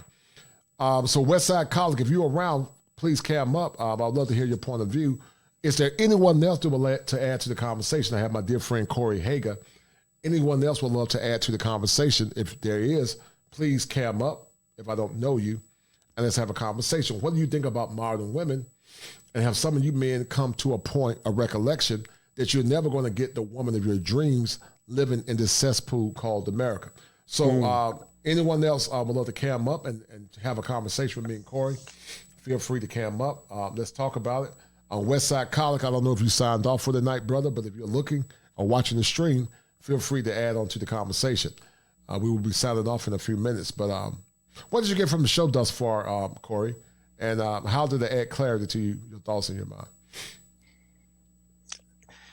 Oh, the one thing about your show is the unity. The unity in the chat, the truth coming from your microphone. I'm a truth seeker.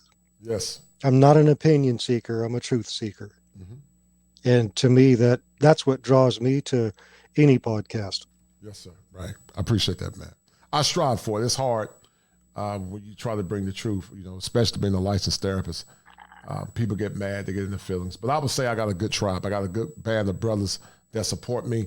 Some of the women do the same thing. Shout out to all the good, great sisters that support me and the content in the show, because there are women that are trying to learn. And so it's good when you have women that support you when you say things that are not always PC. And I'm not trying to be mean, Corey. I'm trying to be as fair as I can and judicious as possible. But what I realize now, even in the pursuits of trying to be judicious, many won't hear or receive the truth. And it's more or less just a cycle of deprivation that goes on and on and on and on. So, well, you know how this, such is life, right? You know how this goes. I mean, when Jesus gave the parable about the sowing the seed, only 1/4 of the seed that was sown actually produced fruit. Right, that's true, man. The rest of them were, so you figure 1/4 of the people that come by your show, only 1/4 of them are going to stay. You're right. I said that the other day. I said that about a week ago. only a few, the ones that listen, it's only 1/4 that's going to actually receive it. And so it is what it is. Such is life. But I've done my part, and I'm going to continue to do my part to liberate as many as I can. And if you do your part to tell other people about the show, I would greatly appreciate that.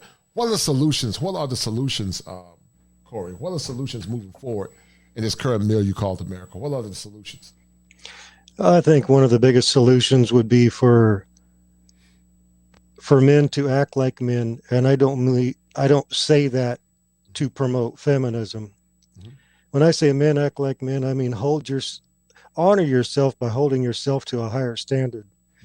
When you go out of your way to compete, I heard a quote that what's the glory in bettering the man beside you? The true glory comes from bettering the person you used to be, becoming a better man than you used to be. Right.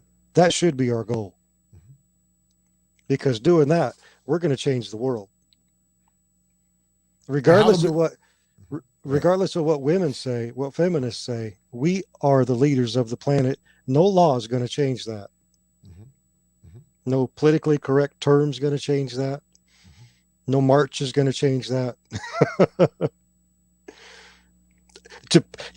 If an opposing army comes to our shores, are the women going to grab a gun? Are they going to stop? Not the majority, no, sir. Are they going to get a sign and go march out there in front of them, that opposing army? No. They're going to go, where are the men? Where are the guns? It's always this hidden agenda to try to demean masculinity, just because it's so comfortable that they don't need us. But you know what?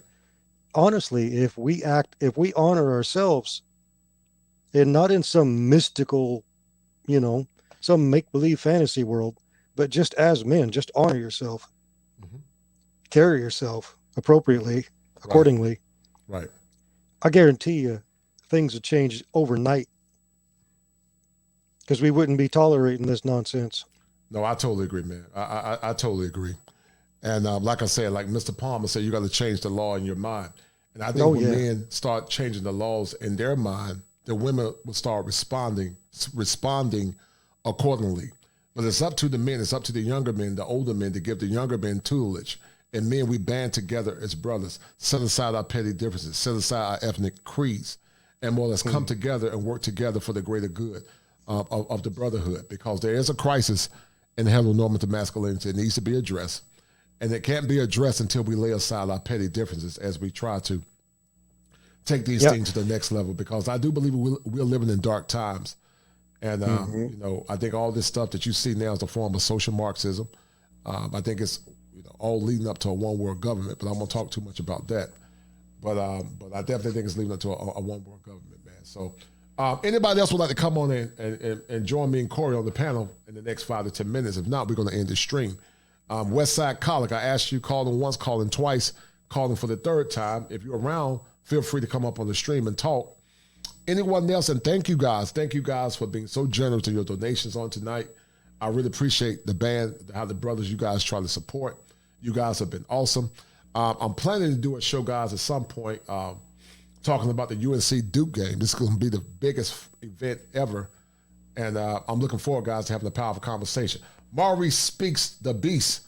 What's up, brother? How you doing, man? How would you like to add to the conversation, man? Because you were married at one time, brother. And, right, I was. Yes, sir. So, hello, sir.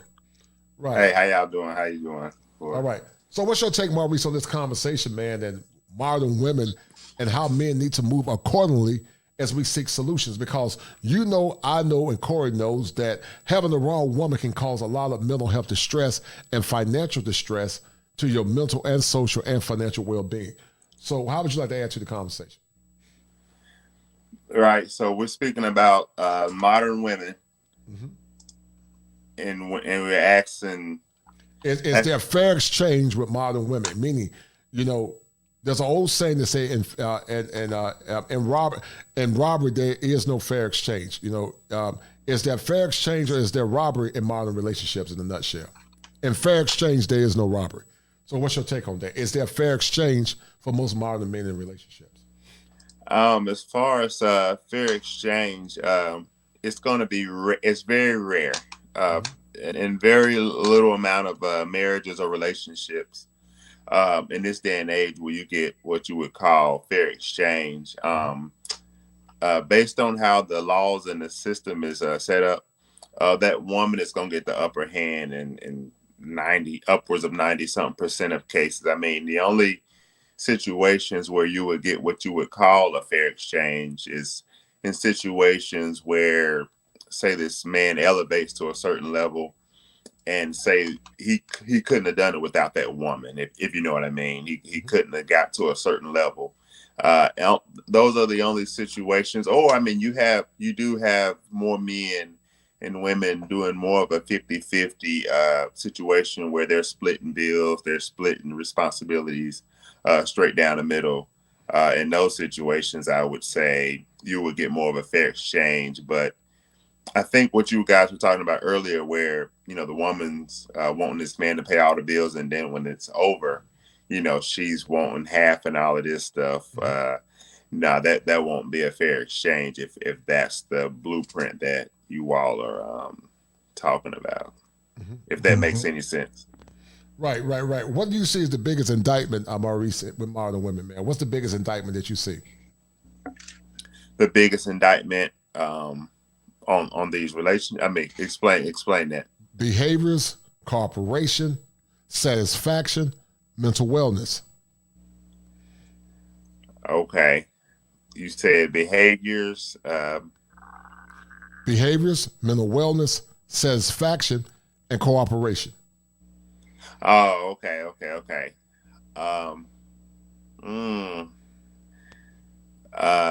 Definitely. I would say cooperation, and behavior.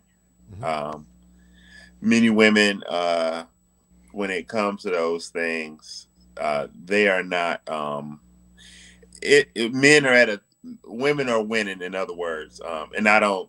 And it's a lot of the men's fault for allowing things to get the way that they are. I think we've talked about this before. A lot of our men are getting weak.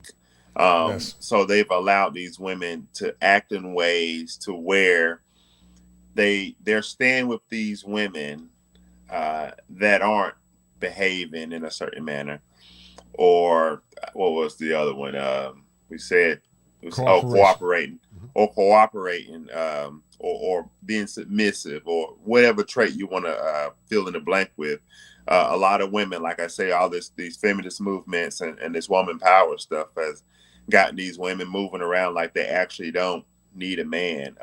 When in actuality, I feel like they do. I know Corey, a little while ago, he was saying that they don't need us. I think ultimately they do. But there are a lot of things set up and different systems set up to that create an illusion that they don't need us and then they can survive long term without us.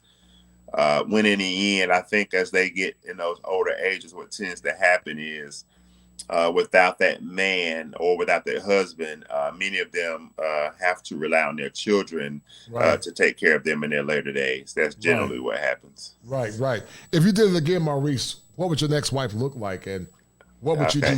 What would you do different in your next wife that you didn't do in the women from the past?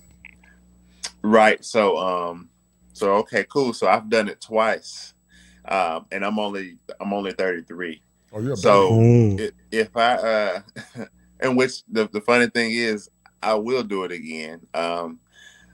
What would she look like? Physically, of course, fit, and as far as the race, more than likely, it's tough. She will more than likely not be, if she's got, Black African American in her, probably won't be 100%. But I will say outside of that, she would be cooperative, submissive. She'd have that agreeableness with her. And what I tend to see myself doing now is, as I talk to, say, females or a particular female, I go ahead and bring all that stuff to the table right away. See, in my past, I would kind of speak on those things and then kind of just go with the flow, see how things go. And what happened in my last one was, I had that foundation. My foundation is in Christ, I'm a man of God. Yeah, but I think I began to get more, I guess you would say, crucial with those points as time went on. But by that time, she was already used to me not being as harsh on some of those points. So what happens is, if you don't lead with those, and my advice to men, if you don't lead with that as you go into them, it might be too late, because when you start dropping those principles in, they're not going to be able to really accept them. They're going to look at you like, oh, this is a new person. Right. So you kind of gotta lead with those things if you're going to have those principles that men, like, especially on these channels, like on this channel, you are setting out, I would say, the perfect blueprint to a man getting that desirable marriage, if you will. But you have to set that stuff at the beginning. If you wait, lots of time, like I said, those women are not going to get with it. There's too many feminist, I don't want to say programs, but too many feminist movements going on. That's the word I'm looking for. Movements going on where, like I said, if you move a certain way as a man, a lot of women, they live in this fantasy world, and they say, well, I don't like that. I'll go off and get another man that will adhere to more, what they will, say they're looking for in a man, if you will. Do you believe the men have more power than they realize? And if so, tell me how. And then we're going to end the stream. Okay.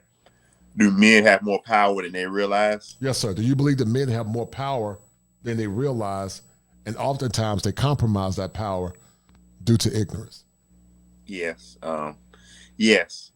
And I'm sorry, I should have put my earphones in. No, you're fine. But men actually do. We actually hold, I'd say, most of the power.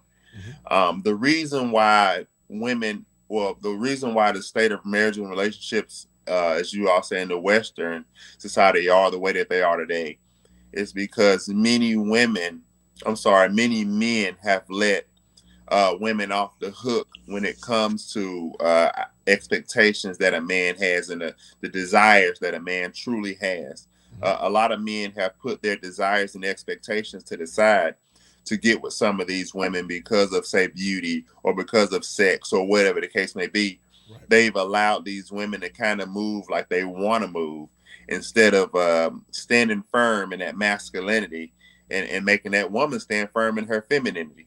You know, many men have once again put their desires and expectations to the side, and that is why many of the women have gotten away with it for so long. And now you got all these simps out here, and these guys are basically just allowing these women to come and go as they please and move how they want to move, but all, you know, just to get the sex or to have that pretty woman on their arm or so on and so forth. They've sold out to get these women, and now, you know, it's making it harder for us stand-up guys to get with some of these women, because what'll happen is they will get with one of us and they will realize that we have these firm standards, and once it gets a little uncomfortable for them, they will, you know, say leave the relationship and go back to those men who allowed them to do whatever it was that they wanted to do. Right. So the men, we do have power, but what happens is you got a lot of men who have gotten off code, if you will,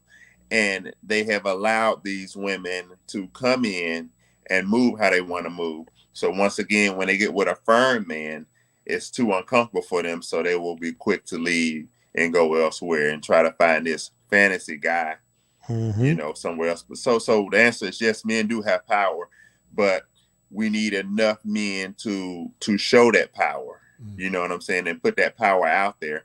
But if you got half of the men, or I won't even say half, if you got a quarter of the men showing that power, and then, you know, 75% not showing that power, then it's just you're gonna get bad outcomes altogether. No, I agree, and that's where men got to start having the mindset of winning. Men need other men to sharpen them. You know, the gospel say that iron sharpens iron. And when men galvanize one another, when men understand that they set principles that are pertinent to the sustainability of the mind, soul, body, and spirit, they would no longer allow themselves to become saboteurs of their own ignorance. So that's why we got to have these conversations, man, because, you know, the abundance of the heart does the mouth speak. And then life and death is in the power of the tongue. And many of our men have been speaking death for the longest. I want to say this to my man, what's the brother named Max Soul Excellence. Women are winning, I'm tired of it. Max, they're winning on the front end, but they're not going to win on the back end. Many of the women that you think are winning on the front end are actually miserable. They're miserable. So they might be winning on the front end, but as time go on, they're not going to win on the back end. Because on the back end, when they're in their older years, on the back end, when they don't have a man to comfort them in their glory years, and on the back end, because they've had so much fun, they can't really enjoy a one man, it's going to impact them long term. So be not dismayed, brother. They appear to be winning on the front end, but they're not winning. They're not winning, and they're going to lose at some point, and then they're going to suffer the recompense of their error. So, Maurice, man, it's been a good one, man. Guys, we're going to have a good show. I'm might be having an angry man, hopefully coming on at some point. I got some more guys I'm trying to bring in to help grow this channel, but also to bring awareness to mental health awareness, because, you know, mental health and mental wellness is very important. And we need these conversations, because many men, when they go through turbulent times and divorces, they delete themselves or they suffer in silence from depression and also low self-esteem. And so it's a licensed therapist. It's time to raise the vibration for many of our modern men and give them the outcomes that they need to become better versions of themselves. So we're going to sign off. Westside College, if you get a chance, brother, come back on at some point. But it's been a good show. Maurice, what did you get from the show real quick, man? We're going to sign off. What did you get from the show? Great show as usual. I know, like the first question you asked me, I know when I was watching a little while ago, I got from it, I know you guys speak about the, you know, is it, you know, even trade-off, you know, between the men and women in these marriages. Early on, I'm trying to think, I can't recall what the conversation may have been about. You showed some great videos. You had some great content going. It's late. I'm fried, to be honest. It's okay. Don't worry about it. No big deal. It's no big deal. I just want to get some insight from you. But anyway, it's been a good show. Guys, I appreciate it. we're going to sign off. I got to get ready to go to the office in the morning, man. But I just wanted to do another show. This show was a perfect segue to the show that we did last night, which was an excellent show, talking about this whole fiasco with Chris Rock and his wife. But as always, guys, I know it's late. I know people got to get ready for work tomorrow, and I appreciate everything you guys do.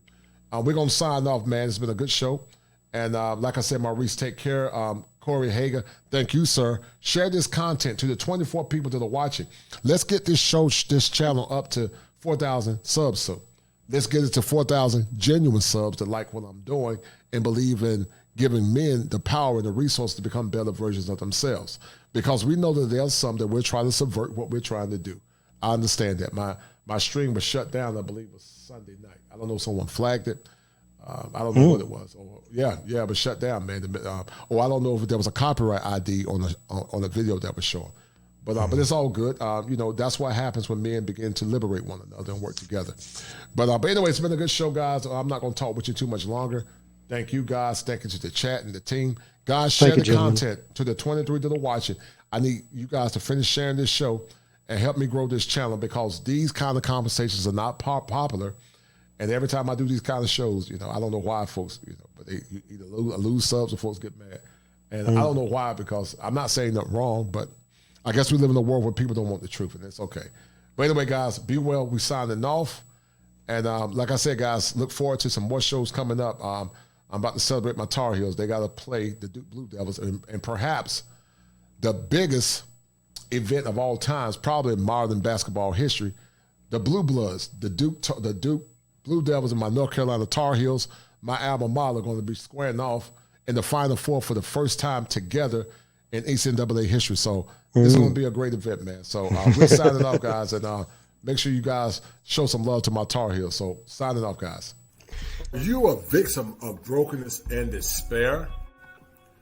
A broken man is a hopeless man, and a hopeless man is a very dangerous man.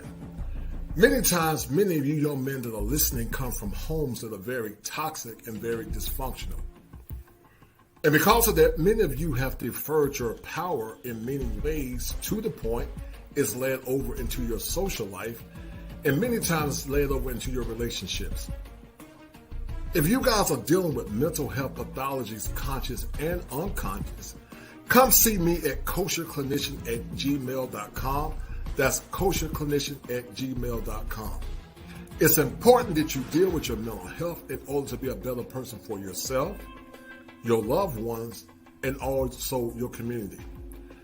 But because mental health is often stigmatized, many of you often suffer in silence. Don't be a victim in silence. And see me once again at kosherclinician@gmail.com. And I need you guys to remember this. If it ain't 7, it ain't kosher. If it ain't kosher, it ain't right. There are 7 steps that a man must go through in order to become an optimized male. And male mental health is one of those elements that's paramount to the functioning of a man.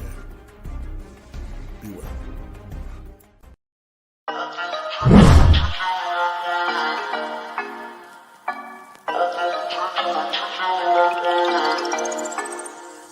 In the morning, you got me up, all cause you need to talk. To 4 in the evening, wanna break up, say that you've had enough. I'm tired of talking, again and again, argue about everything. You are my darling, this kiss and make up, I know you wanna touch. You call me every night, call me every day, I just wanna get you alone now. Trust me when I say